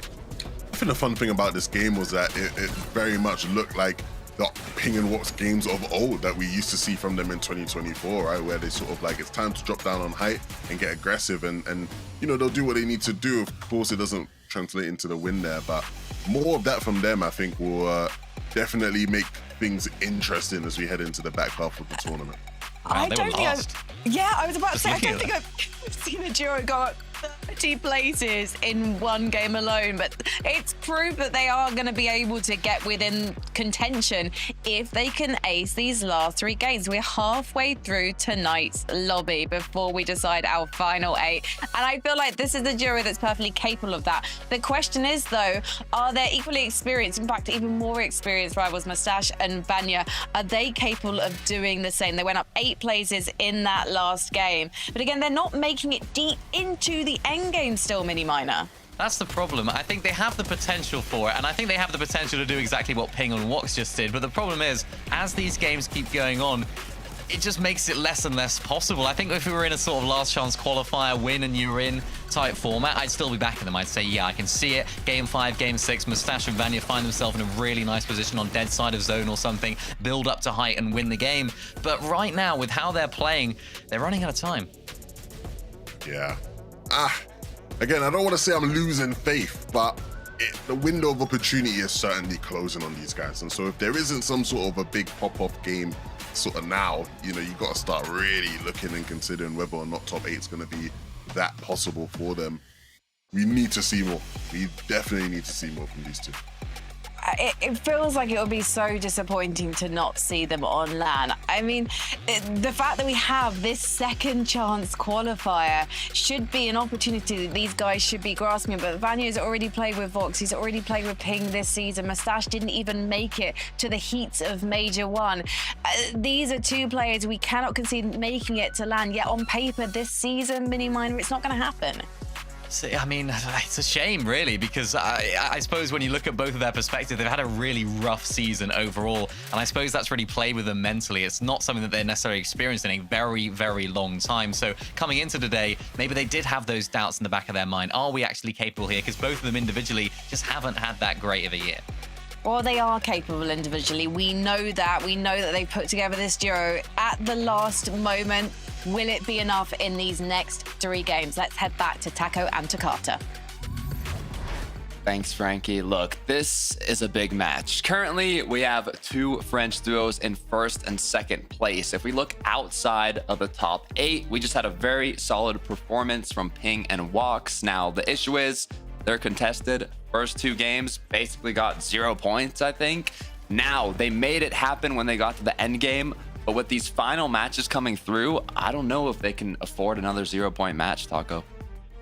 They definitely can't. I think it's one of those situations where when you look at the 6th through 14th teams on the leaderboard, they're all just within that 20-point range of each other. So we've got to wait and see who's actually going to come out on top here in Game 4, because the lobby's ready to roll.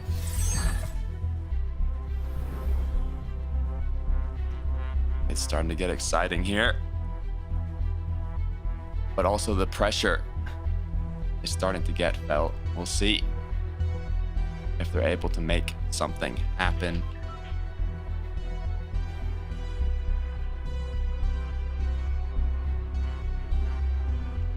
Teams all starting to make their way. Kind of just waiting to see whether or not this aggressive situation that has just been building nonstop over by Riptides continues to take place. Well, Shahali know it's their position on the leaderboard. It's up in the air right now. It's gonna be the catalyst moment for them if they're able to find a concise finish here. Not have any sort of delays in the rest of their game plan. That could be what really helps them push closer and closer for that top 8 position on the leaderboard. You don't get 2 days of competition here in the second chance qualifier. You get 6 matches. It's not a top 20, it's a top 8. You cannot afford to lose these early games. And speaking of it, Vito now has been knocked. Ping and Wox, they're looking to make it a 2-2 in terms of who wins this early game. Both duos at Latte have made it count when they get out of Latte Landing as the winners of the early game fight. But this time, Ping and Wox, they once again have the upper hand. Say upper hand, but really what they're trying to make sure of is that Dexy and Fido can't intervene with their later strategies. Wox gonna make sure to finish off with Ping it started. That's gonna send Fido trying to look for a different line of sight. Health advantage, though, very heavily in Wox's favor, and Wox will open up and immediately bring Fido down. That is going to be the biggest opening shots here. First off spawn that they also win here, Takata. Last game, a little bit more of a split. That's going to be big for Ping and Wox, but I mean, we talked about in the finals in 12 days, it was like, how many end games do you have to make? It's hard to come up with the calculations for a 6-game competition like this, but I'd say you have to make at least 3 or 4 end games and perform very well in them to get top 8. So Ping and Wox, now that they've had a second chance at a strong end game, they're gonna need to get another top 5, and if they do, we'll see how it continues forwards. Ideally, they get a top 5, and it might help them a little bit further still, knowing that they're not gonna have to split any of their loot with Dexy and Fido along the way. Plus, it allows them better opportunities to try and go for a dead side rotation off of the pad there, since it won't be contested. Kurama, Kira, they've been putting up a Major 1 Champions performance in today's lobby.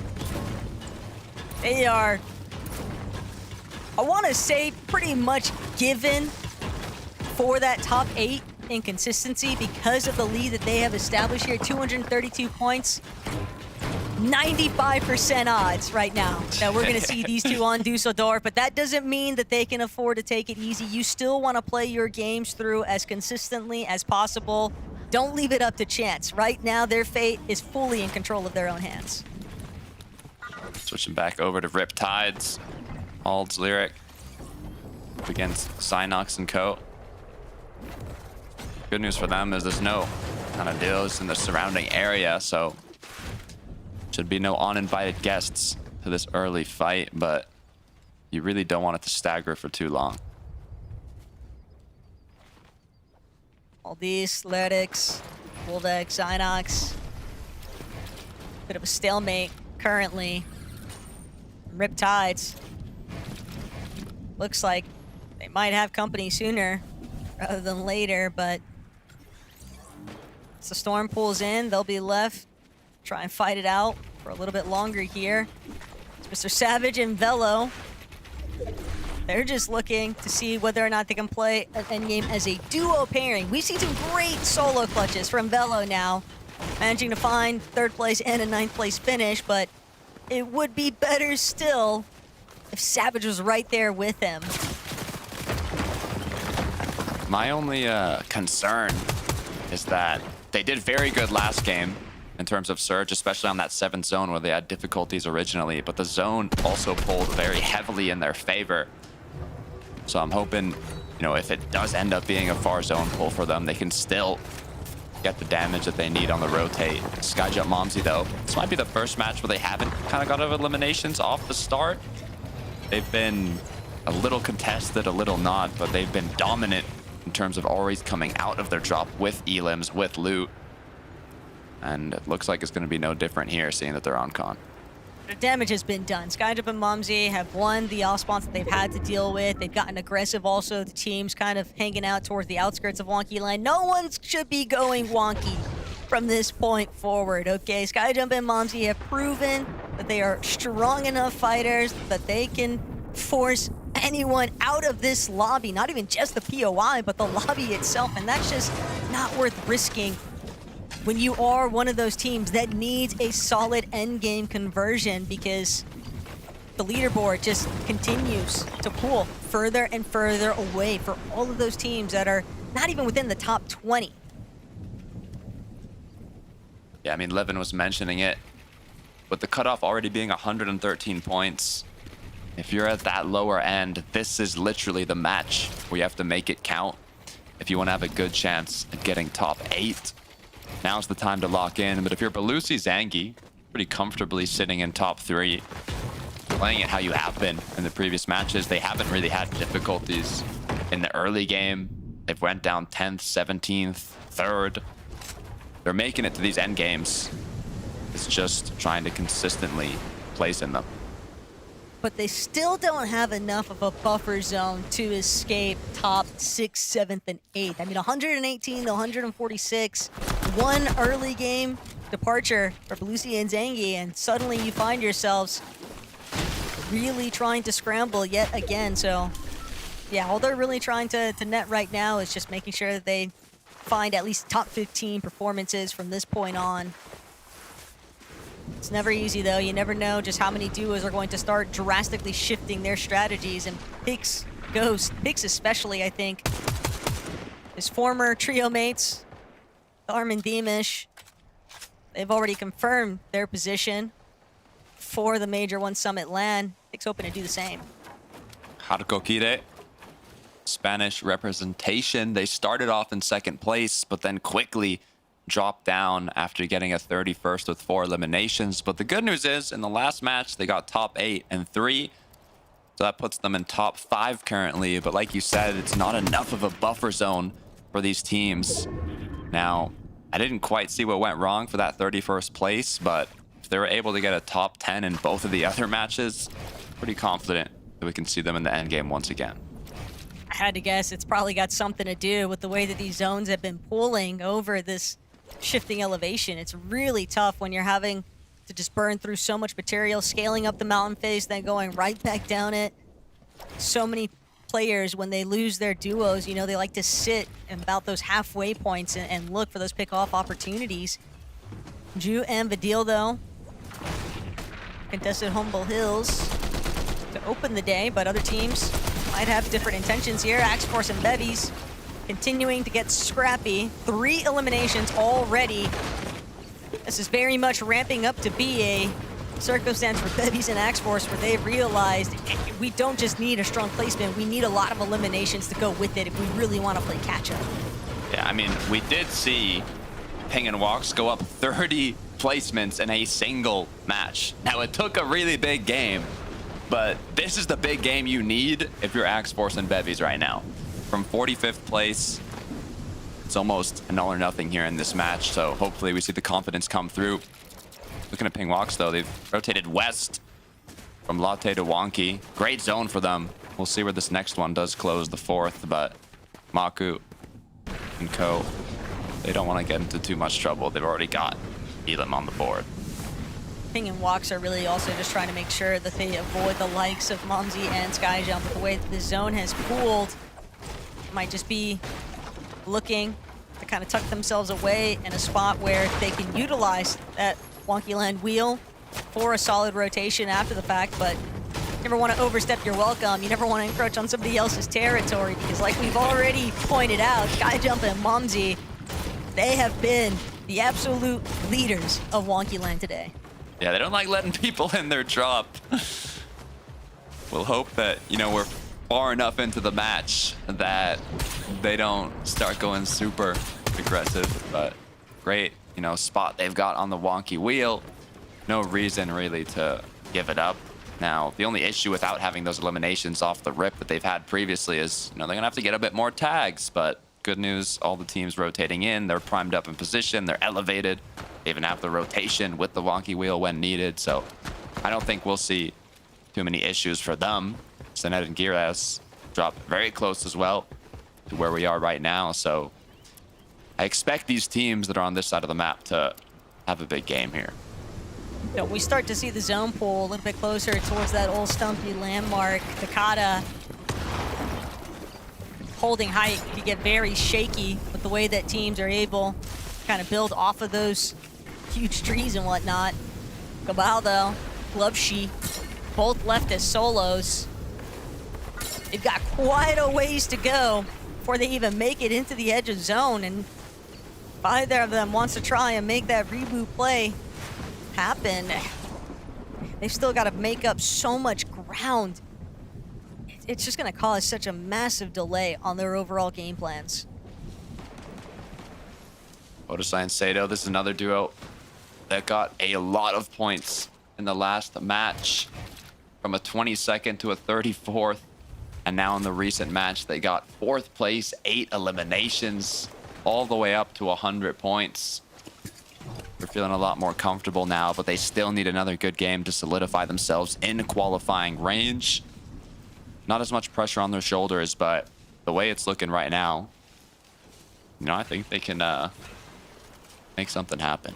I don't know about no pressure. I'd say it's a lot of pressure, especially for Odisai. I mean, I know that he's got the heart of Gentle Mage cheering him on, regardless of the outcome here, but such an established veteran in the EU scene, you don't want to see him miss out. He doesn't want to miss out. There's so much riding on this LAN qualification right now. And despite them being a newly formed duo, maybe that French camaraderie might just be what it takes to help kind of push Odisai and Sato just in to that top 8 metric for the leaderboard. Yeah, they got 20th, 19th in the heats. And honestly, the first matches, I thought we'd see more of them having Oncon, Frozen Shard. But at least, you know, they had their opportunity in the last match to bump themselves up. Let's hope no more mistakes are made. This is the lowest surge I've ever seen for Akira and Kurarama. I was gonna say, kind of shifting back to the real Gentle Mates representatives. It's so odd just thinking about Odisai no longer on that org, but still definitely has the heart of France with him. Kira and Karama, though, definitely looking excellent heading into this next zone. Prism, Casper, they're gonna need a little bit more hustle into this. 50 below, not too far enough away that they can't convert it into just above on that surge metrics, but I'd rather find that damage sooner versus later as they start to move in. Great awareness right now from Savage and Bello, trying to keep Casper and Prism at bay. They also were successful in getting at least one of those tags, dropping them to 124 below now, but never know. Desperate times call for desperate measures here. For Casper and Prism, they don't have much more than the Chug Jugs, some shields, try and recuperate, so they're gonna look to force this fight now. Yeah, I'm getting up close and personal. Savage and Velo. I'm not sure how desperate Savage Velo are for Surge. It looks like they got a bit of tags, so they should be pretty comfortable here. One of the big things is just not letting shots get connected onto you, but just 75 above isn't exactly the position you want to be in here. One shot is all it would take to put them down below. You don't want to take those risks when you know your opponents are already getting ticked. They're about to get cracked. It's better to play the waiting game. They might also get the audio cue with how close Casper and Prism are of those shields being cracked. They can't know that Casper and Prism are under Surge, but they can maybe anticipate it. How desperately Casper's trying to get this angle off onto Savage. Prism gonna look to provide a little bit of backup here now, but Casper lost his shield entirely. He's gonna have to resort to using up some of that Chug Jug now. Savage still waiting so patiently. 104 above. It's enough. They're gonna open up the edits now, take some shots as Casper and Prism realizing the lobby kind of closing in on them now. Aku gonna be one of the first to run their direction, but Fadil can't escape. Surge and just deep inside of that storm, not gonna be able to make it in. From top 6 to going down before the end game has even begun. That's not gonna be fun for Deal and Ju continuing on the later section of this day. Casper now is above. Issue is, lost his teammate, lost all his heals basically, not in the zone. A world of panic now as he rotates back in. Ping and walks. You can't afford to go down early here. There's 2 games, you basically got no points. Now that you're closer to the end game once again, you need to have a big match. Wax is looking for the shot, but he just can't make it work. At least not right then and there. Kira and Karama still doing a decent job. Just continuing to extend their lead right now. Ping and Walks, though, under so much pressure right now. It feels like teams are looking at them from every which way. Teams on height, teams underneath. Might just have to force an engagement if they really want to keep scaling up this hill face. They realize that Casper's a solo. That might be one of their better opportunities here, as now Sinet and Gires just 6 below. And it just keeps toggling back and forth, but now with Gires having been claimed by the lobby, it's gonna be Casper who was trying to make a desperate play for placement, but Sinet gonna be the one to come out on top here. Still 202 below though on the Surge, and as a solo, even with a pizza slice, even with the Chug Jug, he's gonna have to hope that 9 other players go down before him. Yeah, full opposite side zone rotate. Not gonna be easy, but Ping has gone down. Walks is left alone, 260 below. This is not what we wanted to see coming from the success they just had in the most recent match. Walks is gonna have to make a play of a lifetime here, and it's already starting off with an elimination, but the journey for Walks has just begun as he goes down. The Buell as well falling shortly after. I do see Savage Velo though. They're looking good. Walks might have just made it in to placement, didn't get a chance to see, but those 4 elimination points, at least he netted something in that position. Savage and Velo though, they definitely want to try and convert this into another top 5 performance, if possible. Akira, Karama.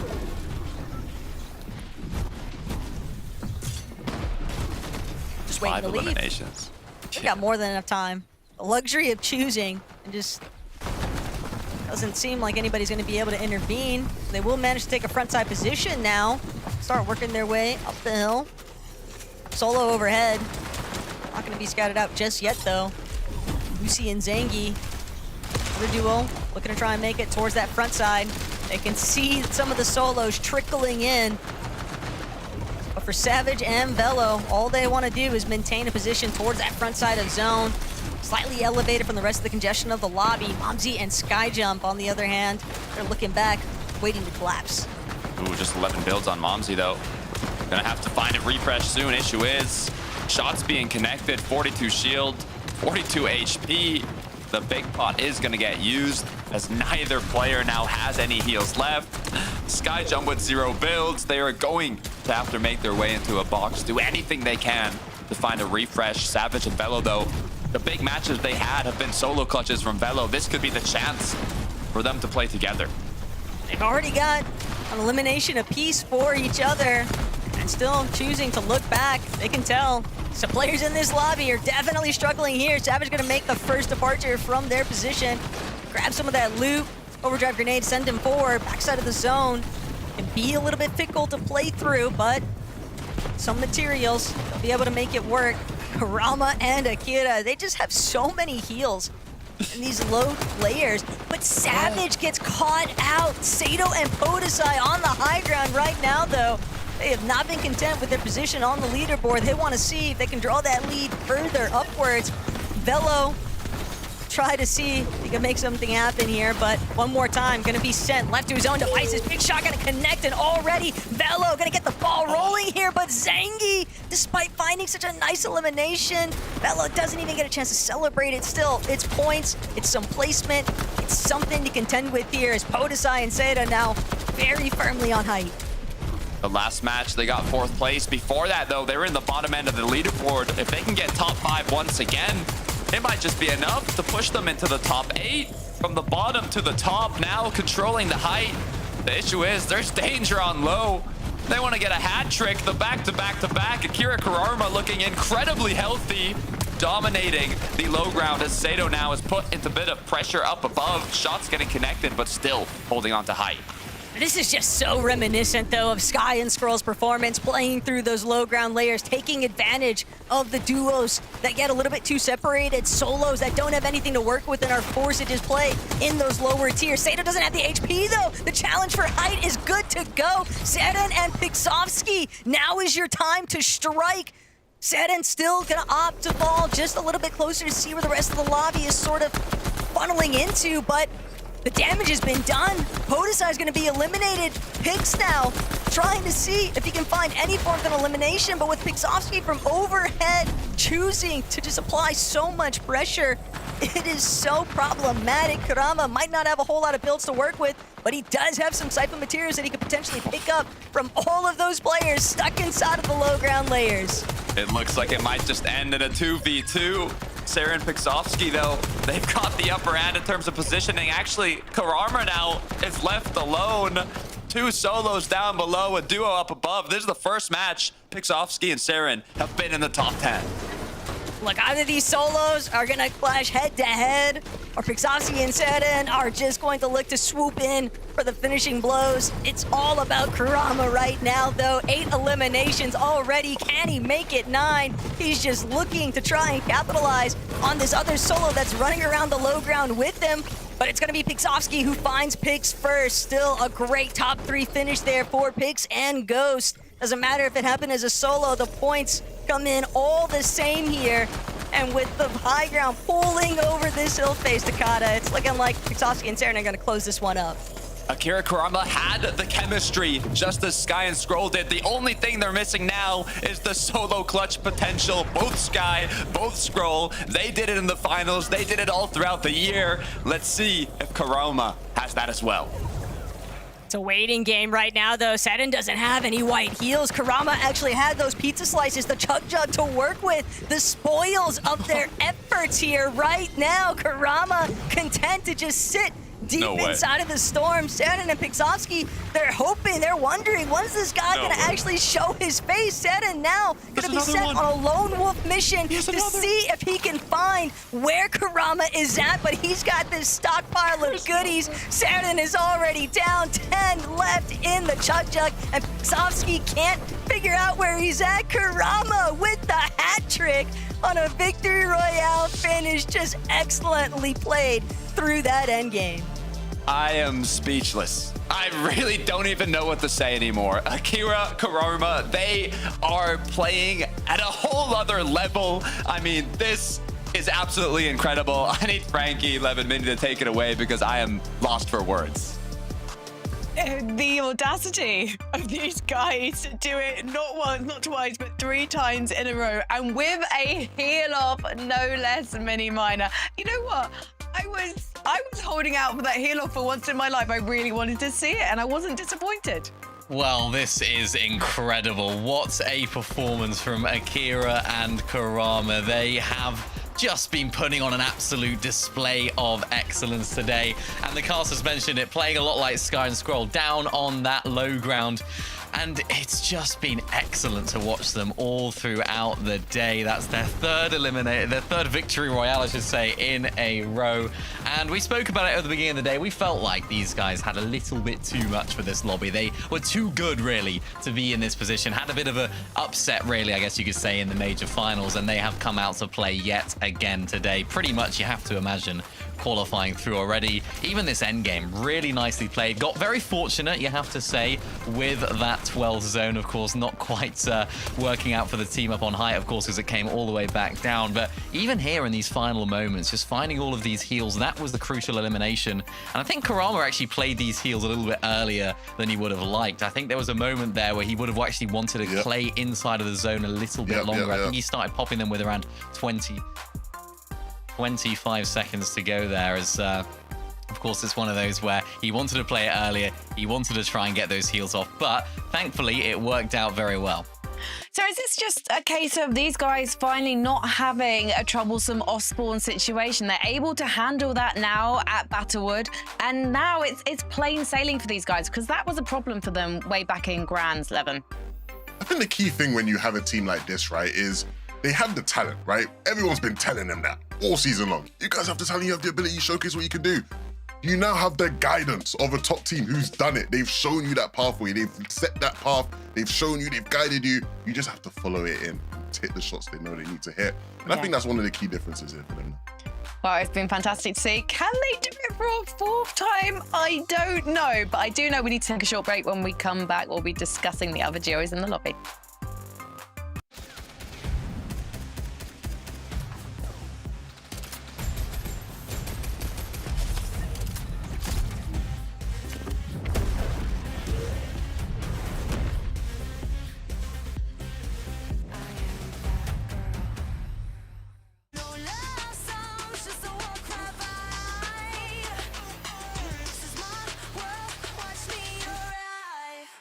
Watch me arrive.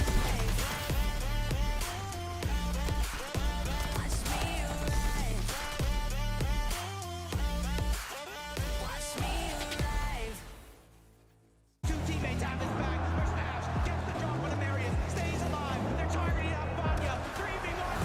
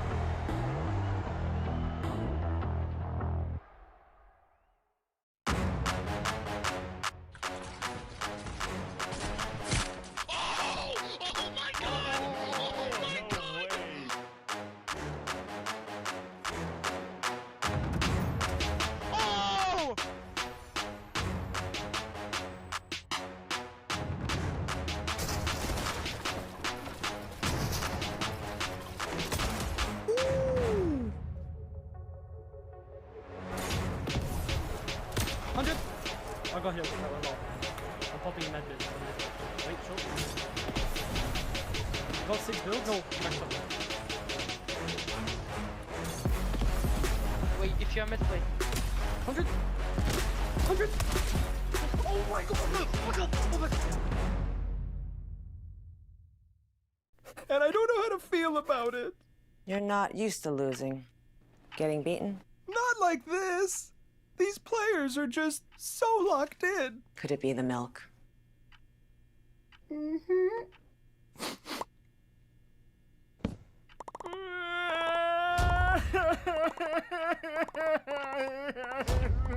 It's okay.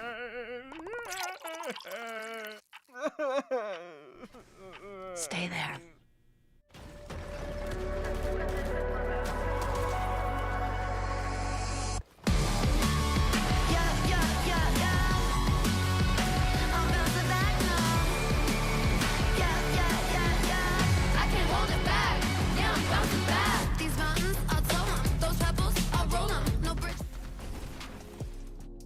Welcome back to the FNCS Second Chance Qualifier. And it's been quite a night for the French because so far, Akira and Kurama have managed to get 3 victory royales back to back. A fantastic night also for the likes of Skyjump and Mumsy. And we're starting to see Podosai and Sato work out the end game situation and make it to the final few. So let's see what happens for them in the next couple of games. But right now we should talk about Pix and Ghost because I feel like we haven't spoken much about Pix this season. He's almost been overshadowed by his ex-teammates Dom and Demus and Mini Miner, but he's having a great night so far. Yeah, he is. He was sort of course, playing with Mustache for a lot of this season. That's why really we haven't really seen too much of him because, of course, Mustache and Akira, Pix, I should say, they didn't actually necessarily have a great season at all when it comes down to it. But now finding some real great success with Ghost here, of course, a little bit of a hot and cold day, I guess you could say, when you look at their placements. They had an 8th, a 2nd, a 16th, and then, of course, a 3rd in this last game. But it's actually really nice to see them popping off. Can you guys hear me? I just want to make sure you guys can hear me. I'm here. No, we can hear you. Okay. Oh, well, look. Pixovsky, Seren, I think one thing we know about these guys is they're full of surprises, and we saw that obviously here in this endgame.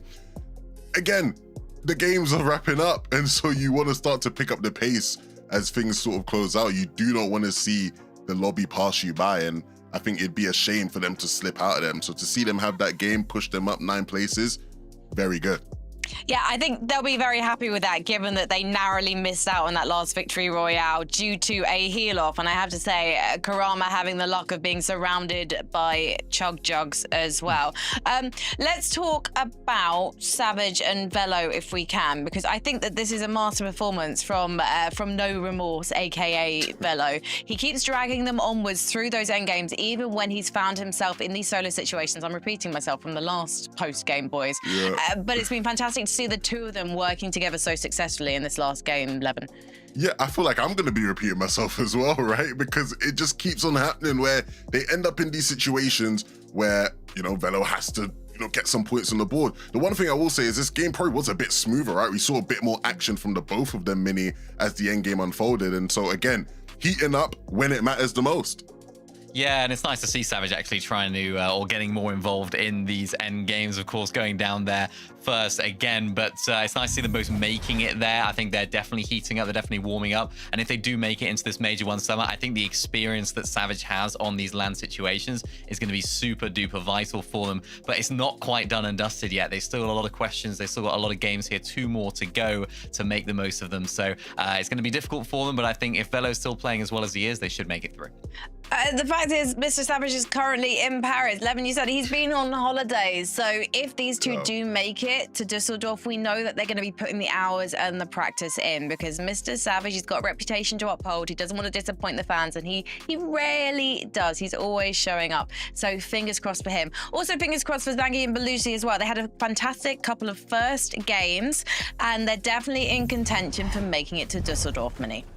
Yeah, they've been really consistent, actually, looking at their match history today. They've been really solid. It's a team that we spoke about earlier on in the season as being really solid and really consistent up on height, but they've not really found that necessarily height success in this lobby, and it's kind of working out for them. They've been playing more towards those mid to low ground layers, squeezing out as much placement as possible, because ultimately, Levin, that's what matters. You need to have these consistent games, and they're doing so pretty well right now.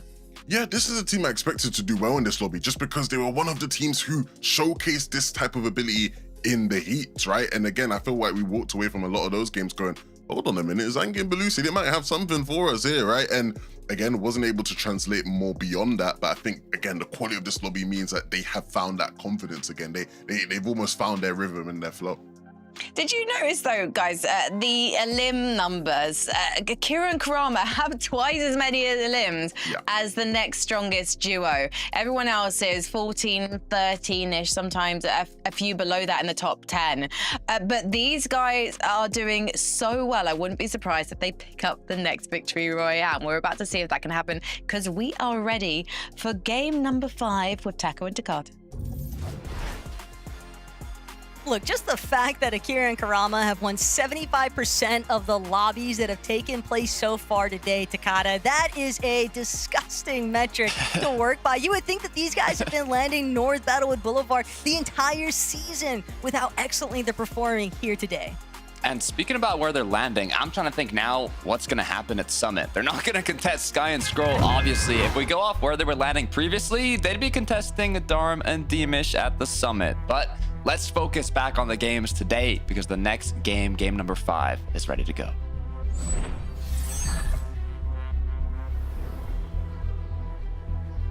Certainly leaves the mind to wonder whether or not they even want to revert back to that original position. Not to say, though, that you're going to contest the duo that is helping you out. I don't expect that to be an outcome. So funny. After today's performance. It would just be, it'd be a little bit too evil of Fortnite. I don't really think Akira and Karama are looking to get wicked in that sort of narrative. But for right now, honing in onto this engagement over by Riptides, Lusha, Howley, they're in position, striking range right now for top 8. They cannot afford to go down off spawn, though, if they want to keep the dream alive.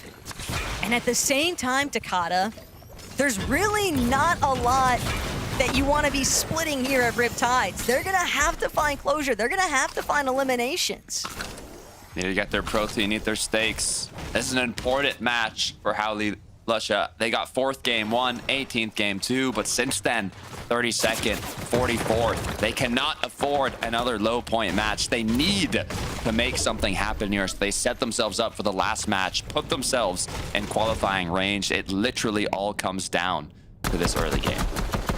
The problem, too, for this duo is that everybody else that's towards this west side of the map, they're fully aware of the fact that these two teams have just been clashing non-stop.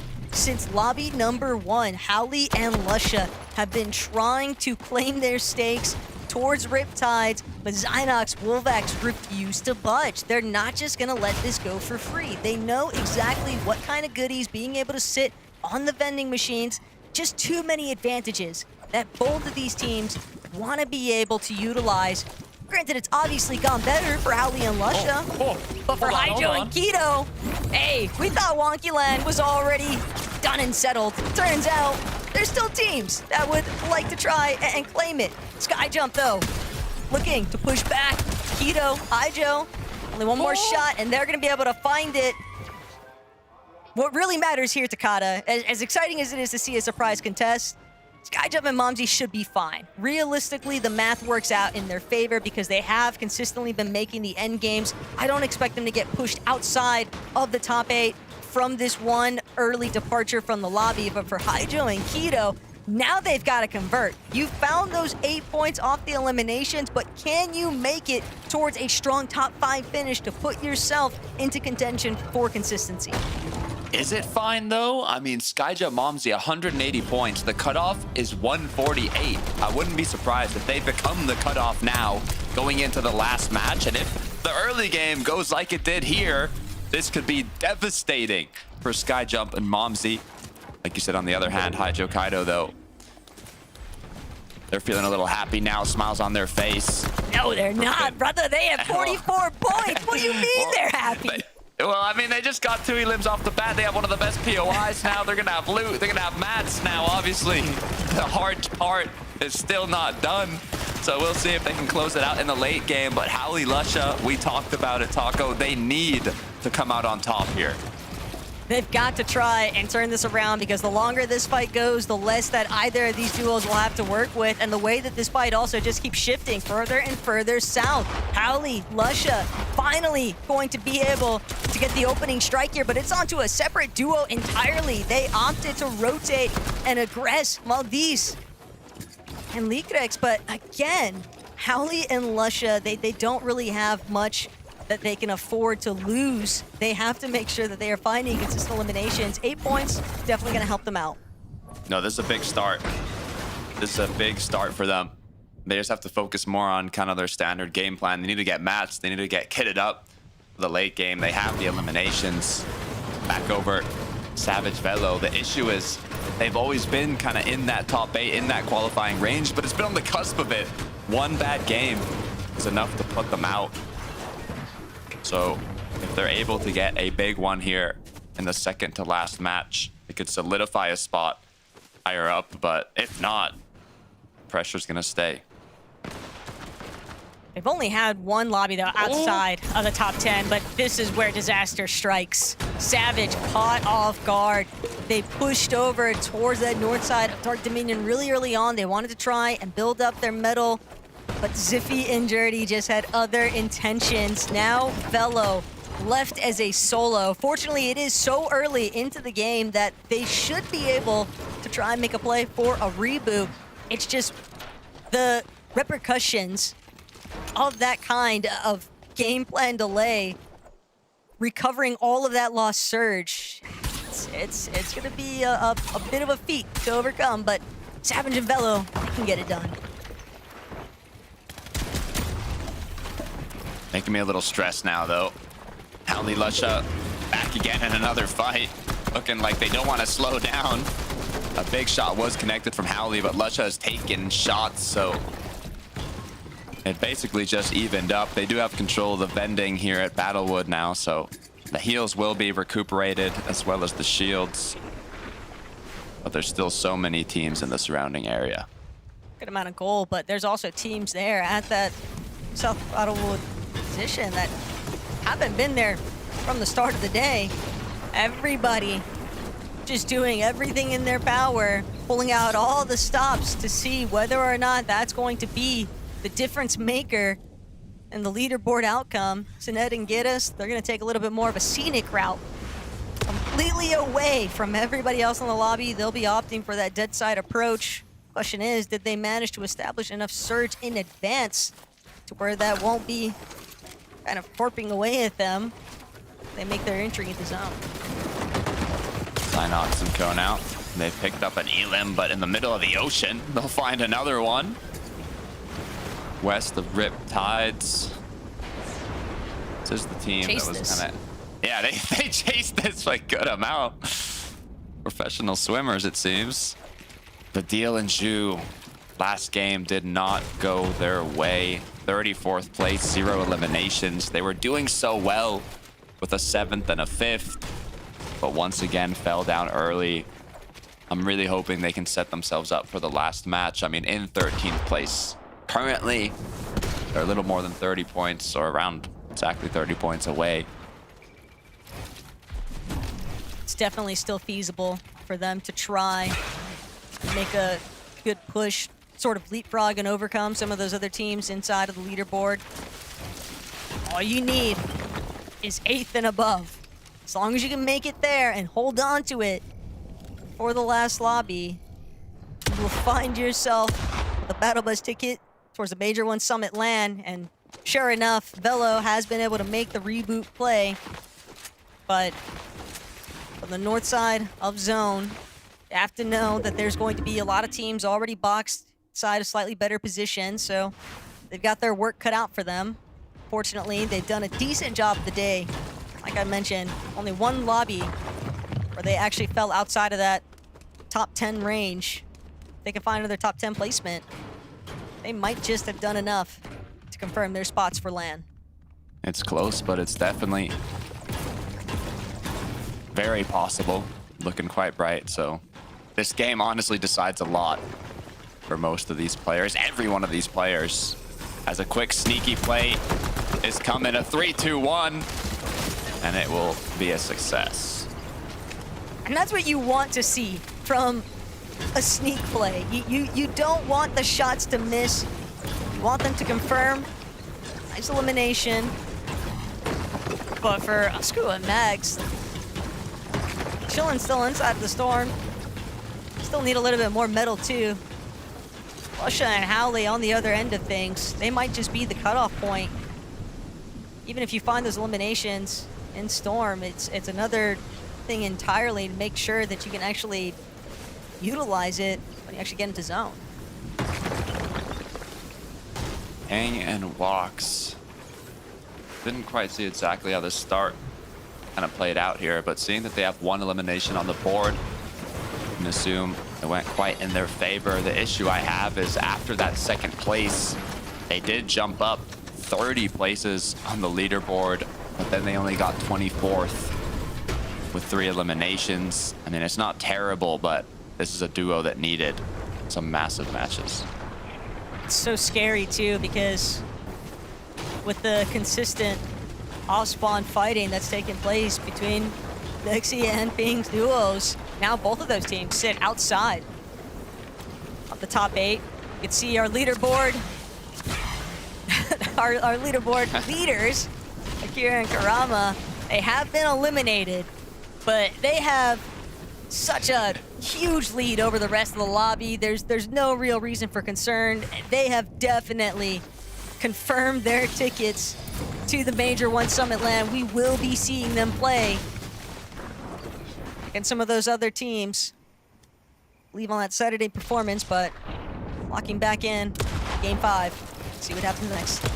As a reminder, all the top 8 teams that do qualify today will go directly to day 2 at the Dusseldorf Summit LAN. So they only get one chance to make the Sunday finals versus the teams who have already qualified, not through this second chance. We'll get 2 opportunities if they don't make it after day 1.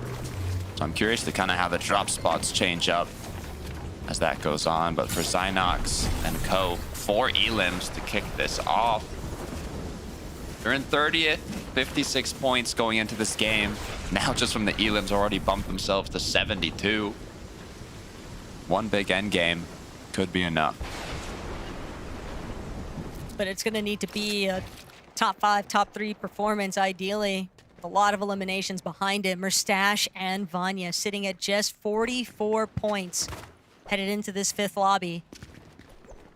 Even though this isn't the last lobby of the day, Takata, this is likely their last opportunity to stay within contingency of being able to make it into that top 8 of consistency.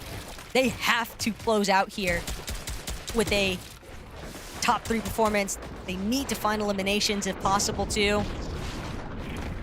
It might be in the final hour, but both of those players, it would just be obscene to see them miss out.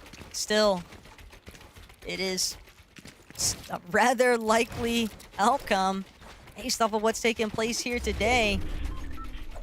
You know both of them don't want to miss it, though. You never know what Merstash has got cooking, okay? We might be able to see a Fragger performance of a lifetime here, and with Vanya to IGL, hope is still there. Not going to give up on it just yet. I hope so, Taco. I hope so. Lepshi Prax, second closest to make finals and not qualify, and now they're also in 12th. So we move on over. Maku, Casper, Axe-Force, Sangi, Valusi. So many big duos here, and even more rotating in. This is not the place you want to take a fight. There's just too much danger from the surrounding areas. These teams that are fighting inside of the 2-tick going to be much more susceptible to storm sickness later on. It's evident that the intention is to rotate the Sandy Strip Cube. A little bit of healing involved too off of those pizza slices, so they can tank up some, but they don't want to lose all of their heals towards the storm. Picks and goes, 212 points.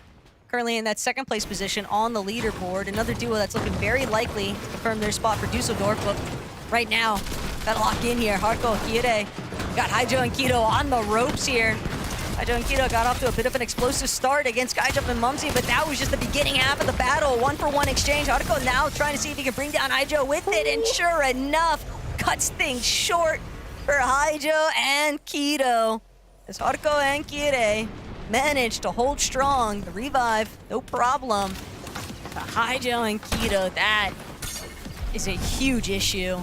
They've got so many points to try and overcome in that last lobby. But for Haruko and Kire, that might have been the best eliminations for them of the whole day. If they can make it back into zone. Zangi Balusi, third place right now, one of the most comfortable teams, but they could honestly close out the qualification in this match if they do well enough. But with Zangi not being able to use the Chug Jug in time, Balusi being left alone, it's not what you'd like to see. It's tough, but they were still sitting in third. We are seeing a couple of hiccups, though. 2 teams inside of the top 3. Haruko, Kire. They've got their work cut out for them still, 185 below. Gonna start looking at some of those teams across the way. Maybe get a little bit more aggressive even. Blueberry missed grenade, so this trails off for them. They'll likely have to follow the rotates here. Still trying to see what shots they can net for themselves. 54 above now. Net search jumping in their favor for Maku. They're just gonna have to get scrappy. They've got to get active. 39 below. Casper, Prism, unfortunately on the receiving ends of things. That's gonna be the first elimination found onto Casper. 3 in total now for Maku. Looking to see if he can make it a 4th with Prism, but Prism will manage to wiggle away. 158 above. Not really a fight that Maku has to force any further. Yeah, this 6th, 7th zone is where a lot of teams get kind of put into desperation for Storm Surge. And Kharko, despite those 2 quick eliminations, they damaged the receiving, or the damage they received was just too much. After losing Kide, going down even further, 378 below. They're gonna be in for a high pressure last match if we don't see a big solo clutch come through, but Hadko has gone down. Giraz Sinet, on the other hand, almost 800 above. We've only got 2 teams in the top 5 that are still standing at this point in time. Mr. Savage Velo, though, from Savage having gone down in the early game to now both players up in the late with almost 900 above. Surge, what a comeback in this match. Same case scenario though for Mustache and Vanya. They've got more than enough Surge to work with, but can they manage to turn this into a victory royale? That's really what they're hunting for in this 5th lobby. Eliminations are always nice, but keeping tabs of your Surge so you can put yourself into the best position, that is the intention right now for Vidil and Ju. Surge chopped in half, by the way. That's just the best indication of how volatile the net surge metrics actually can be to sort of look to control. Ghost picks, though, the only team left standing in the top 5. We are likely going to see a little bit of a shuffling between those duos that are in that 4th and 5th place position and some other teams that are just outside of it. Thinking back, Savage, Velo, 168 points. They're not that far away. They would love to be in top 5 instead as picks cut off. Completely separating a duo. Benfica, though, doesn't have a chance to think. He's just got to keep it moving forward, keep it pushing. Reunite with his duo later on. Because if you get caught in this congestion right now, strong duos like Vidil and Ju likely looking to take advantage of it. It's not worth to take those big shots when you're just on the cusp of being below Surge. Vidil and Ju now, once again, comfortably above. Issue is they got to find the rotate here. You don't want to suffocate in between other players' builds, but with the knock in front of them, they're going to get a refresh as they quickly go right back where they have their base. A little bit of material to work with. Fairly healthy amount of builds there on Vidil. Ju just continuing to claim even more space in those lower layers. We're seeing Vanya and Mustache. Vanya known for wanting to take height, but can he actually make it there? This is 1st and 2nd place at the Global Championship. I mean, these were some of the biggest names in Fortnite competitive. Mustache, Vanya, they have to get the job done. You have Mr. Savage Velo. I'm hoping we see the chemistry from this duo come through. There's been a lot of solo clutches, but if there's any moment in time you want to see both players up, both players performing to their best of their abilities, now is the time. Vidil and Ju as well, looking good. With an item moneymaker, they need this. They can't afford to let panic take over. You have to settle your nerves. Ju and Vidil, though, the placement points helping them mount dividends. 132 now, just continuing to try and scrap their way into that top 8 position of the leaderboard. POTUS Saito from overhead. They've currently got full control of the high ground, but they're going to need a refresh. They're going to need more material. Duo like Savage, tarping directly underneath them from secondary height. They might be looking for an attempt, but first they're going to get focused by the rest of the lobby that's left scattering underneath them. The lower layers, though, just getting absolutely whopped on right now by Savage and Velo, wasting no time. See if they can secure even more eliminations here. They know that those teams are clashing head on, and Savage, he's going to continue tarping forward.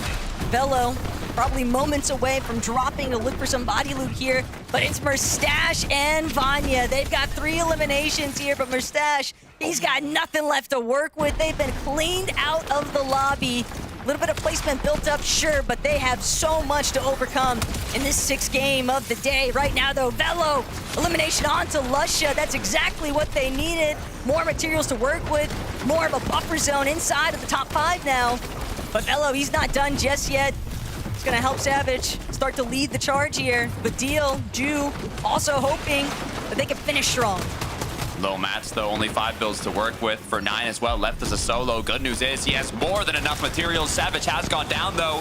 Velo, once again, left in another solo clutch. But he knows how to handle the pressure today. Velo has not been disappointing. They've been making top 10 after top 10, solo clutch after solo clutch. Velo, once again, finish it off strong, 214 points. This could be enough to put you in qualifying range. As Podesai Sato, they lost height in the last game. They've got a second chance at it, and now they're looking to close it out.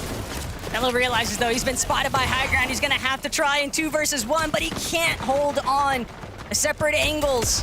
Podesai Sato doing a great job of clearing out an isolated solo here, and now it's all about F9. He was trying to make the approach sneaky, but he's spotted out, forced to drop all the way down ultimate low. His last Flowberry misgrenade, Jake Puka sliding around, but won't be able to convert. Another elimination. F9 stuck inside the mayhem of that Flowberry misgrenade. Somehow, some way, no one has spotted him out just yet. Ju going for a little bit of a heal-off opportunity now. Every bit of placement counts at this stage as Zynox, Avalo, Wolvax, all these teams still littered around the low ground, but it's Zynox and Wolvax who might have the advantage here, dealing with 2 separate solos. Ju, though, from height, might be able to bring them down. It's looking like a 0 build FNCS. Almost everybody's out of mats. They have to hit their shots now. Another player goes down. It's the Buell. Now Ju is left alone in the 1v2. Can he make it happen? Ju's got to get fraggy with this one. It would be monumental for him and Badil's scoreline. But Zynox, Wolvax, they're not going to make it easy. Ju looking for the opening shot. Not going to be able to connect, though. And the duo turns around and brings him down. Nice victory royale to seal things out here in Game 5. But we are definitely going to witness some leaderboard shakeups. Takata, 6th, 7th, and 8th place looking very questionable right now. Yeah, a lot, if not all, of the top 5 duos went down incredibly early in that match. And Zynox, Wolvax, I don't even know how many eliminations they had. It was more than 10. So they are definitely bumping themselves up in the standings. What a performance so far, but we have to head back to the desk before we close out the last game of the day. Is it too little, too late? We will see when we see the standings after the break. But Badil and Ju, a very close second for them there. Mini Miner, what did you make of this result? Yeah, it was a good result there for Vadil and Ju. Of course, they needed a big game to kind of boost their way up in the standings. For Zynox's team, though, that's going to be absolutely massive for them as well. They've been kind of out of it today. It was one of those where I kind of forgot Zynox was even playing in this lobby. It's going to be important, though, for him, of course, playing with Truly for a lot of the year. I think he's got a bit of a point to prove, Levin, to, to say, yeah, this is a position that I need to find myself in. This is a position I deserve to be in. And especially if they can qualify all the way to the summit, that'll be absolutely huge for this team. Yeah, absolutely. I think we all have sort of been highlighting that story of, right, the split from Truly and Zynox and who was going to come out the better side of it. I think for quite some time, it obviously just looked like it was going to be Truly, right? Obviously, they made it to finals, but Zynox paired up with Wolvax. They're not letting the dream fade away. They're going to keep pushing and fighting till the very last game. You have to respect it, especially for 2 players who, especially in the case of Wolvax, right? He obviously was playing in the major finals as well and didn't have the best of times, you could say that. And so now paired up with Zynox. Look, it's been a quiet day, but there's still one more game to go. 169 points is no joke, especially when you consider how close the points are within the top 10. So they may very well have a chance if they can have a fantastic Game 6. We'll be talking about the stakes after this break.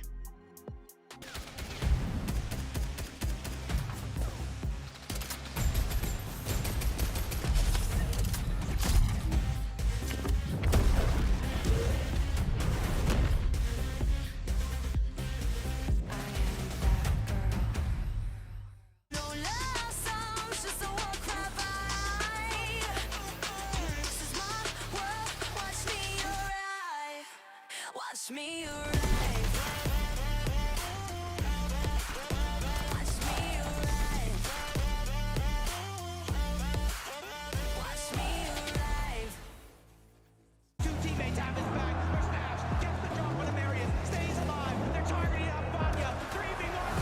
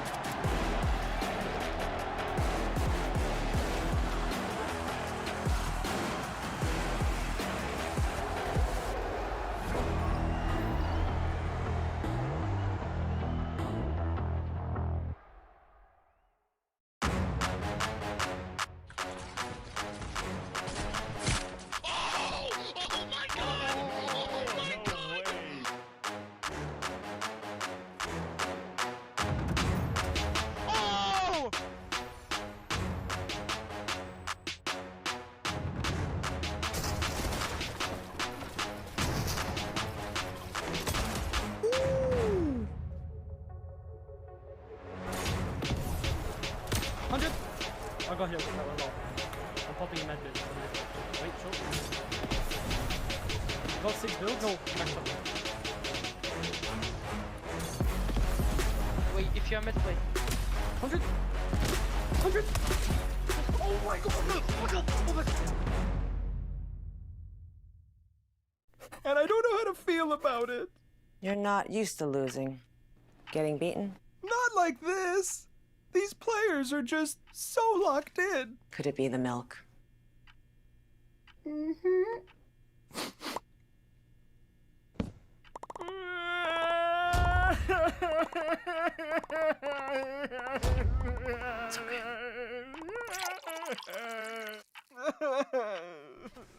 Stay there.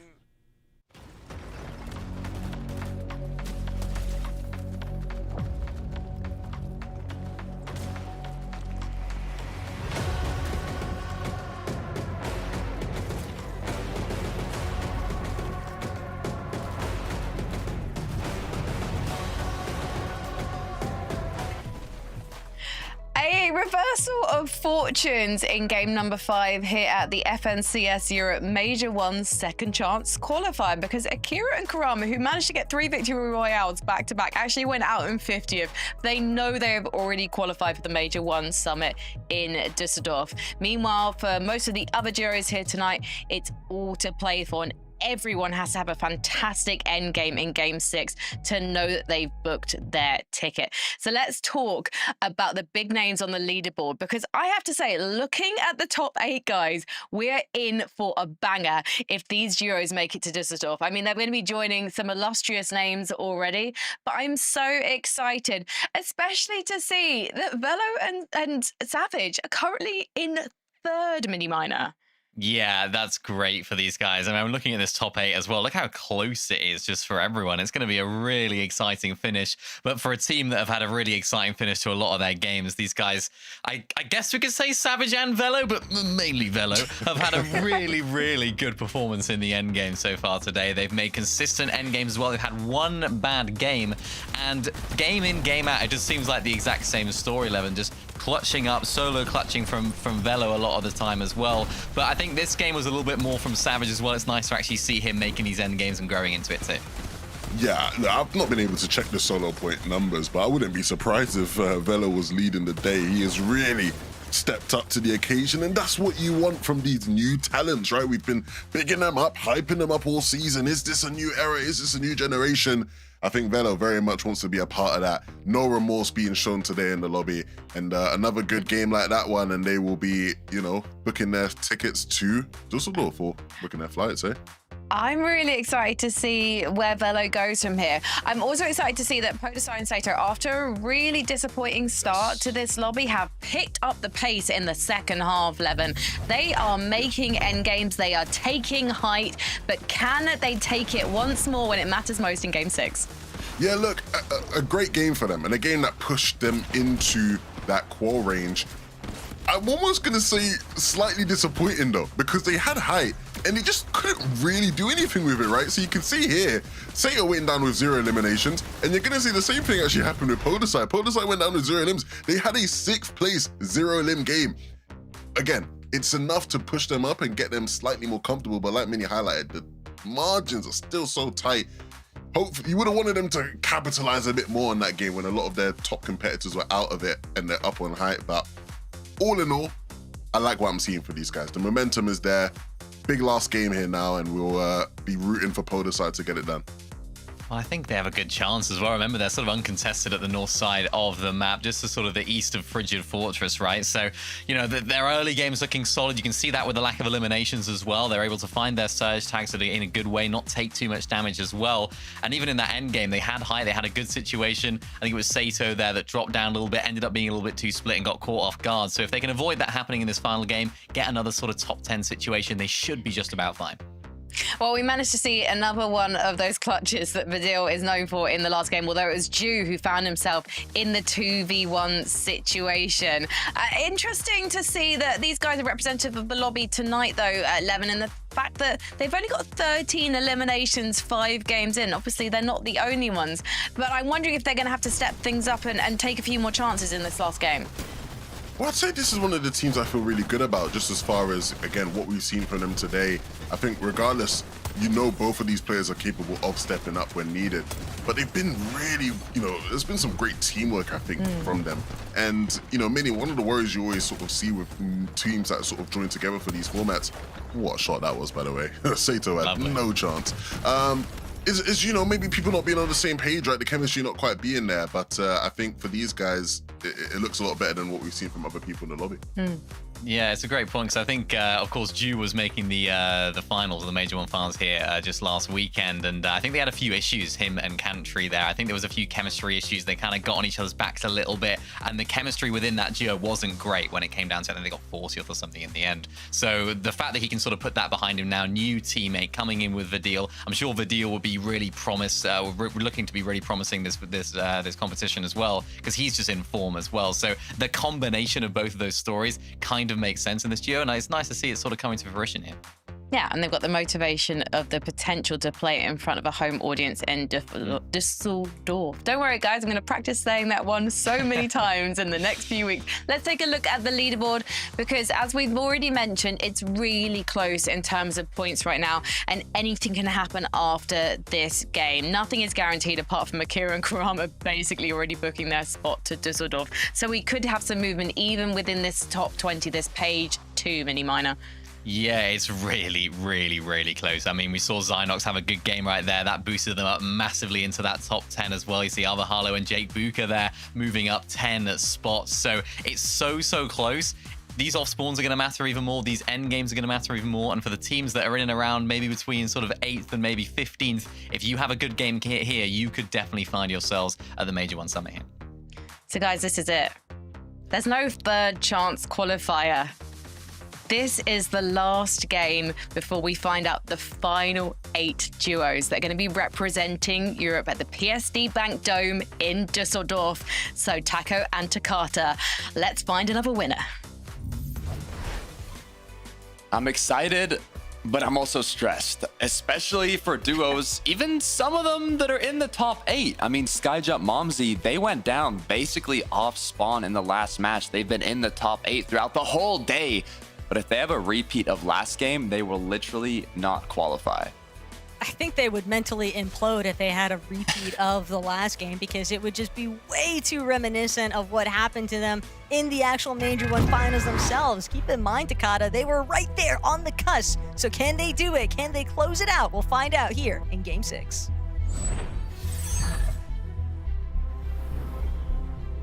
$176 points is what the cutoff currently is for top 8.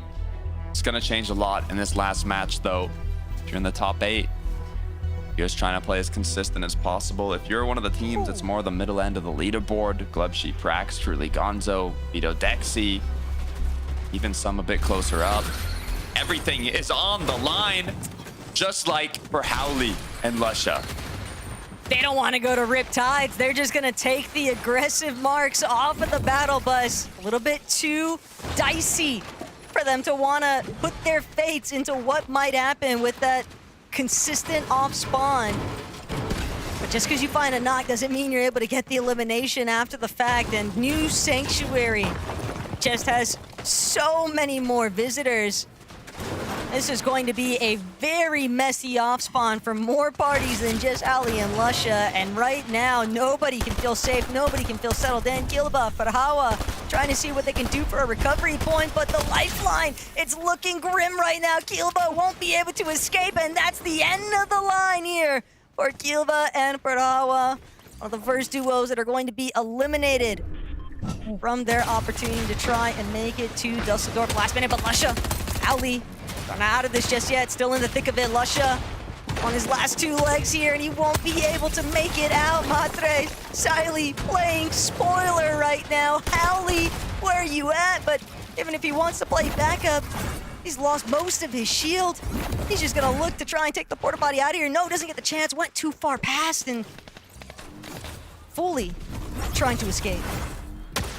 Yeah, we gotta be careful as the chase comes through. Howley is now cracked, but he gets a nice counter shot to connect. Will it be enough for his opponents to disengage? Saley does not want any more of it, as Howley now is put in a tough spot. His teammates down as they're gonna have to play the slow game here. Go for the reboot. And it's just getting started. For a moment there, I really thought that I was just watching some kind of horror movie pathing. You know, you're kind of wondering, like, how is this guy still getting caught by the attacker? And Howley, I mean, I understand it. Not very many options left to run, especially when you're dropping at an area that you don't necessarily have the greatest amount of practice with, considering that they really wanted to just try and make sure that Riptides could be their home base, but just not going to be the case here. Howley still left. Try and get some form of recovery, but the tunnels just continue to get more and more visitors as Matre still stuck and waiting. But there is just so much to deal with here. Only 22 points also, Takada. You're playing for the reboot. You're playing to hope that you can bring your duo back into this one. But they need more than just the victory royale at this stage. They need like double-digit eliminations too. Back over to Velo and Savage. I mean, shout out to Velo. He has been playing absolutely incredibly today. And I mean, both players, they've been keeping up the pace. Top 10 every single game except for the second match of the day where they got 36th. They're now sitting pretty comfortably at 214, but they still need to do something here in this match to fully solidify themselves. Like Qual. A quick showcasing of the leaderboard, just to let everybody know. Akira, Karama, they have been eliminated extremely quickly again here in Game 6, but they've already done more than enough, Takada. They're not going to be pushed outside of the top 8. They will be at Dusseldorf to play in day 2. Right now, though, we're trying to wait and see who's going to join them. Ghost and Pix here at Battlewood Boulevard. And not having to deal with the likes of Akira and Karama, that's just going to make things all the easier for this duo to potentially net some big success here. Yeah, they're quite comfortable as well in second place, the amount of points they have. They don't need much this game. Casper, though, put into panic as Walks and Ping pick up 2 quick eliminations. This is what they needed, though. 100 points on the board is not gonna do it. They need a big match. Honestly, might even need a win. They need a win, or they need at least 8-9 eliminations, if not more, and a top 3 placement. They've already gotten a second here today, so it's not unrealistic to think that they could possibly run it back one more time. But when everybody else is also hunting with a very similar intention, it's not going to be an easy mission to accomplish. Edra, Tasia hunting for this last player. They've already got 1 elimination. They just want the extra 4 points to go with it. You have to remember, 10th place right now was 169 points entering this game, Takada. So all of these duos that are sitting just around that 100-point threshold, they know It's go big or go home. They're all hunting for that victory royale. Pressure is on for the final match of the day, but a duo that has done incredibly well to kind of solidify themselves in a great spot leading into this final match is Fadil and Ju. 5th place, 190 points. They got 2nd last game. I mean, Fadil thinking back to the last FNCS duos in 2024 with Reason, he got 7th, 4th, and 5th in the majors, the best out of any German duo. So it'd be great to see him represent once again in Dusseldorf, Germany. Odds are high, but the job's not finished. It's also just been a roller coaster of emotions day for Ju and Fadil. They've been outside of that top 8. They've been inside of the top 8. Now they're looking to just hold on to it. You said, job's not finished. Izzy and Nassif dealing with the likes of Jason Skozer, given that they already have 4 eliminations. They have largely just been playing cleanup crew. 170 points though. Just another one of those duos that was right there on the threshold of top 8. Bomsy sky jump. This is not the team you want to be fighting, where if you go down, your chances are ruined. 17 shield to work with, up against 1st and 2nd place at the Global Championship, Merstash and Vanya. They also basically have nothing to lose. Merstash, Vanya need one of the biggest games that we're gonna see if they want to qualify. So for Skyjump and Momsy, let's hope that just the tags will be enough. Sasha and Vanya, they just don't have much to work with. And there's still more pressure coming in. Momsy, he gets exactly what he's after. He's gonna find that first knock onto Merstash. It's all down to Vanya to try and keep the dream alive here. But when he's dealing with the likes of Momsy and Skyjump in such a favorable position, they'll have no problem whatsoever shutting things down. A heartbreaking exit here for Merstash and Vanya as 2 former top placing contenders from our global championship are going to miss out on Dusseldorf. A new era in EU competitive. We look back over to Belusi Zangi, 198. They're continuing to push themselves up. They're gonna be in the low 200s, I'd say, to be comfortable. Ooh. Oh. Oh, you hate to see it. Hallie and Lusha have just had to spend this entire game playing one without the other. And it all kind of draws back to Kata to thinking, was the call to just take the hot drop off the battle bus as opposed to staking things out with Rip Tides? Maybe they felt like that fight just drawing on a little bit too long against the likes Dynox and Wolvax, not really worth it, but foreign territory for Hallie and Lusha. They've come so close. They just need a little bit more to crawl their way into that top 8, but double reboot performance, netting you what you need for the top 8 consistency side of things, that is just... It is just crazy to think about that actually working out in their favor, but they can't sit and think about the mental battles here. They just have to keep moving forward. Yeah. For Podosai Sado, what a performance in the last 3 matches. They started off the day in shambles, but then they get 4th, 6th, 6th, and now in the top 6 as well. So close to closing it out. As we've got Chris Buka. We've got Ping and Walks. There's just so many duos in the surrounding area. A lot of options to connect some shots. Not only does Ping Walks already have 2 eliminations, but it looks like they want to add to the list, and it won't take long for them to get a knock despite all the duos rotating through. They don't even care. They said, we will still go for it. And I mean, it worked out. That was a pretty reckless beeline, though. Sure, you've got the shields cracked, but There were just so many other duos in the surrounding area. It's incredible that they didn't lose most of their shield along the way. Sometimes tunnel visioning can pay off. They know that they need every single elimination they can gather, but you make that much commotion, you cause quite a fuss, bound to draw a little bit of extra attention with it. Other duos still hunting for points. Now, my bias might be coming out here, being from Spain myself, but the Spanish duo, Haruko Kire, they're in 9th place right now, literally 1 placement off of qualifying. They started off the day strong, but in the final 2 matches, it has not gone their way. Now they were 6 points away from being in qualifying range, getting cut off by Pixovsky and Saren. Both players are up now. They've got mats, they've got hills. They're in the zone, basically. So I'm hoping that Surge doesn't get the best of them in that 6th to 7th zone.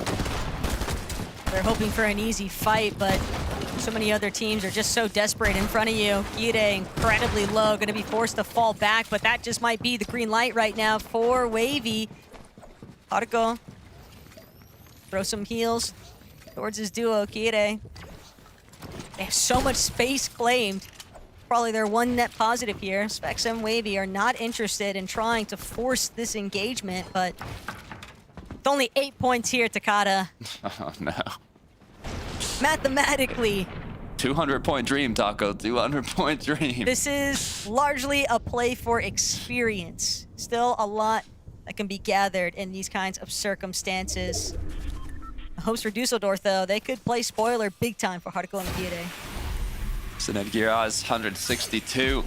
They're right below Haruko Kire in 11th. One of the teams trying to just reach for that top 8.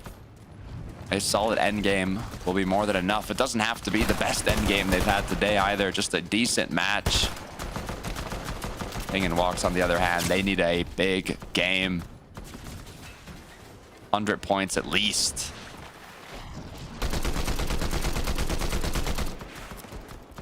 Checking back in, though. Savage and Velo. They were sitting in that 3rd place position after that Game 5 performance. Feeling pretty good. New Savage and Velo, you've just got to stay on your markers. A big jump in the net surge overall, too. Savage and Velo, all they're looking to do is see how many points they can accrue. How high can they climb? To the moon, possibly, for Velo here. He's looking up, scoping around, vicinity, trying to gather whether or not they've got open grounds for their next move. I love to see it, though. They didn't even make it out of heats. They weren't able to get to finals, but now they're in such a strong position with high hopes of qualifying to Dusseldorf. So close. You could almost taste it. On the other end, Howley. This is not the position you want to be in. Does not even connect the opening shot. 1 Elam on the board, only 81 above in the 1v2. As Howley is the aggressor. I should think that Chaos Reloader did find a target. Buka and XZ, though. Don't think that they're very happy with what Howley just did. Wants to move in, but Buka and XZ, they've been an interesting duo because they have so often just drawn out fights. They're just not an easy duo to get a clean elimination sequence off of. They're able to really force teams to have to drag it out, and it just buys so much time and wastes so much time too. And now that they know Howley's a solo,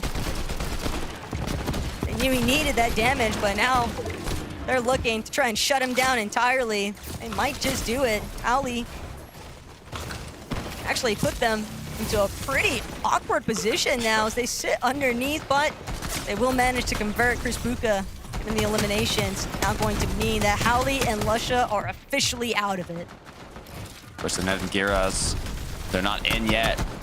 162 points is solid, though.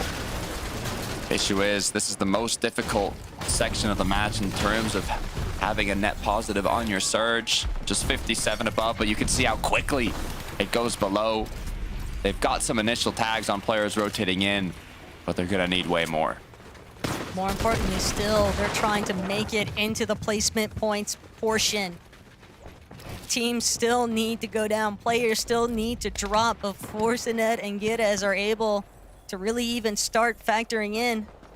Little by little, every placement point, every elimination from this point forward is going to be what separates them between making it to Dusseldorf and falling short yet again. And obviously, they want to make sure that they are on the more positive side of that. But it is just not going to be easy here, Takada. Working against the Surge, working against these duos that are starting to trickle in.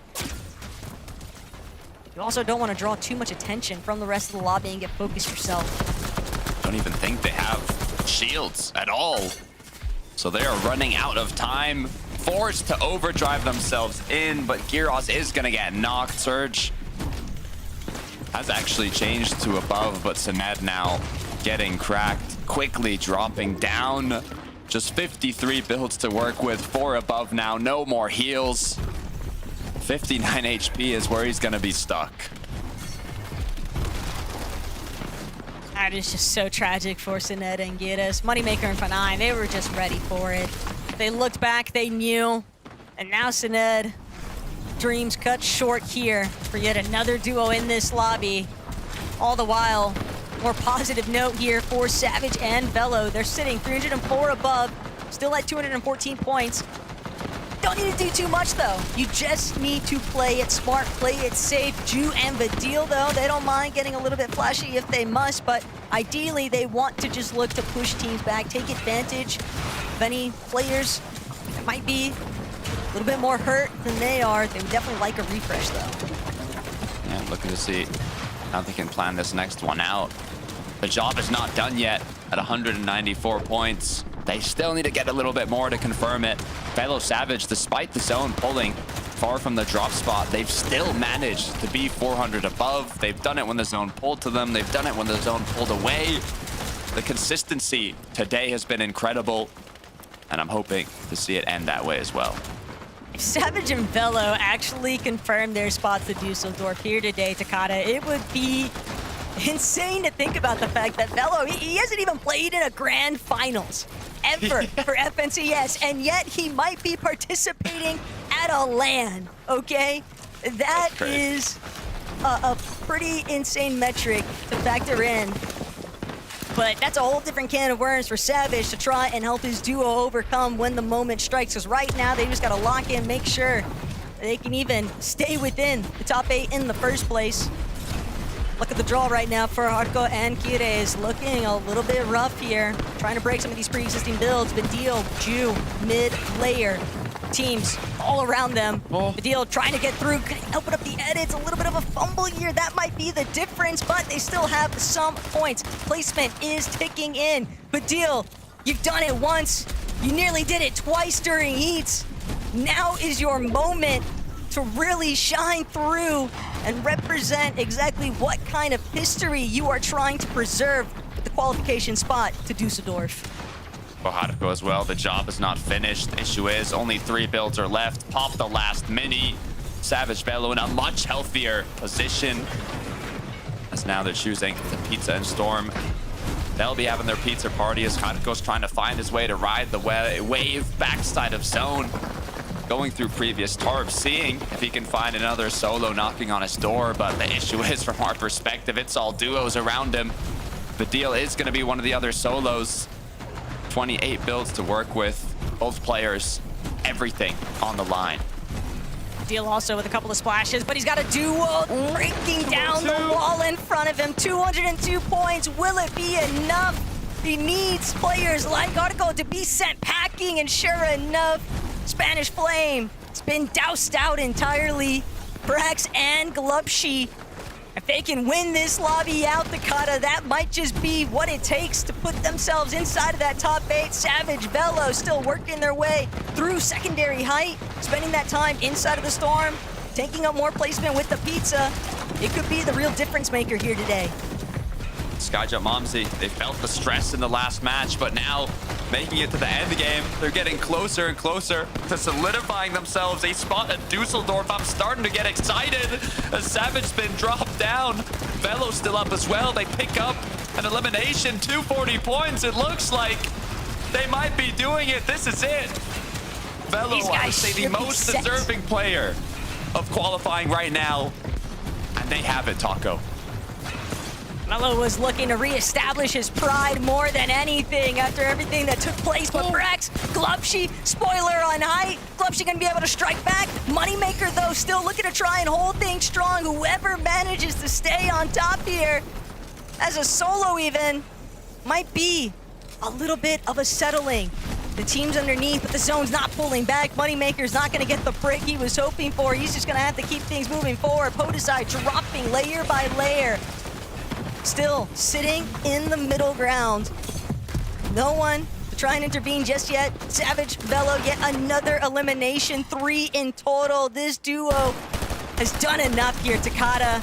But Mumsy and Skyjump, they're still trying to confirm it even further still. I want to close it out with the bang. 6 elims already. They're on height.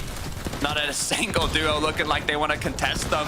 Zangi dropped the 3 builds. His duo's still up, but they've got to make sure they hit their shots here. As Savage, he's lost Velo. It's your time to shine, Savage. He goes down as well, but 272 should be more than enough. Skyjump, Momsy now, they're dropping down. Skyjump, Mumsy, they're not looking to miss out. Not this time around. They currently have good control over item. Mumsy just going ballistic in the low ground. 5 eliminations, 9 in total already for the French duo. Skyjump still trying to claim even more. Skyjump dropping yet again, but he does get put down into the dirt. Still, Mumsy with 6, make it 7. Sato versus Mumsy and Nosif. And even still, Nosif and Sato, they needed something to come up in their favor, but Mumsy's not going to be able to stay strong. Nosif, Sato just looking to bring it out. It's a 1 versus 1. This could be the difference for who actually makes it to land here, Takada. These players working with a very similar point contention here. Just need to get the last shot. Sato, can he close it out? He's been considered a very strong fragger, and sure enough, Nosif will be able to shut that one down, but the leaderboard positions, they've got to be all over the place right now. I'm thinking the cutoff is going to be higher than we expected. 11 eliminations from Nosif and Co. Are you kidding me? What a way to close out the day. I am lost for words. That is it for Taco and I on the casting booth. We got to head back to the desk. I want to see what that leaderboard looks like. Me too, Taco and Takata. Thank you so much for your casting tonight. I have no idea what that top 8 is going to look like, but it has to have Nosif and Izzy in it because a victory royale coming from 12th place on the leaderboard, all those eliminations, Levin, it has to be inevitable now. I, like the casters, am expecting things to be all over the place. And I'm eagerly waiting to see the updated leaderboard, man. So many different teams and players stepped up in that final game, and no one more than those guys. I mean, what a huge win to wrap it up. That's what you need. That's what you need in the final game. You need to clutch up, especially when you're outside of that qualification range. It can be quite difficult just to make sure that you get the win. It can be quite difficult not to sort of tunnel vision on, right, how many placement points do we need? How much further on into the game do we need to get? Because these guys just completely tore it all apart. I mean, the number of eliminations they were able to get right there, the height take was absolutely perfect there at the end from them, or actually the low ground take, I should say, but really nicely done again from this team, who have been sort of sleeping giants, I guess you could say, in this lobby. They've had a couple of decent placements, not anything too crazy, and what a time to clutch it up there. But when you've got 4 points per elimination, it is worth taking the risk that these guys did. And it didn't just pay off in terms of eliminations because, of course, they got the victory royale. So let's take a look now, guys, at our top 8. Let's see who has qualified and who will be representing Europe at the Major One Summit in Düsseldorf, 29th, 30th, 31st of May. Here we go, guys. And there you have it. Badil and Ju have made it. Lo siento to Carter, because Yarko and Kiri unfortunately narrowly missed the mark there. Izzy and Noclip, as predicted, they have managed to get themselves in contention with that victory royale. And I have to say, congratulations to Podesai and Sato, not just boys, but because they managed to find the consistency they needed in the last 4 games. And I have to say, I was so impressed by how they set things up, Minimania.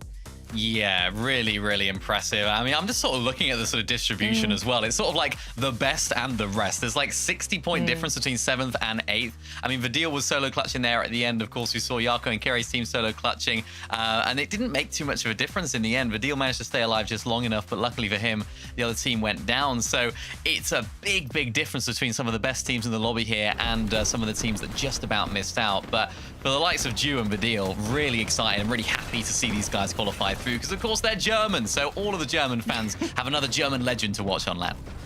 Absolutely, man. I mean, Vidil, I'm not gonna lie, I was really rooting for him after what we saw him go through a week ago today in the last chance lobby, right? Where he just came nail-bitingly close on 2 occasions to picking up the win to be able to get him into the final and give him that chance there. So it's great. I know, you know, even though he's going into the lower bracket, you can never count Vidil out, man. He's going to be ready and waiting to shock people in Dusseldorf as well. It's really exciting to see Skyjumper Mumsy as well, consistently making those end games, making those plays for height and pulling off qualification 11. I mean, for starters, can we just talk about all the French players who have made it in? We have 8 French players who have made it in to the lower bracket through this second chance lobby. You know, shout out to my boy Venno, who obviously just won FNTS and NA. He infamously, you know, talked about how there was no French players at the last LAN we had in France, and now we get to watch 8 of them play in Dusseldorf.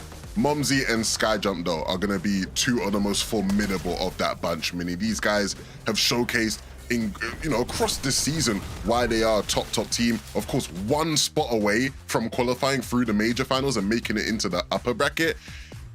You know, even with them being in the lower bracket, you've got to think they should be able to make it through to that grand final lobby. Yeah, they've got all the skill for it. And I think the big question for me now, leading into this Major One Summit, is like, where are they going to land? How are they going to manage off spawn? Because, of course, today they were landing over at Wonky Land. They found a lot of success from there. But it's like, are they going to be able to do that? Maybe they'll be able to do that in the lower bracket lobby.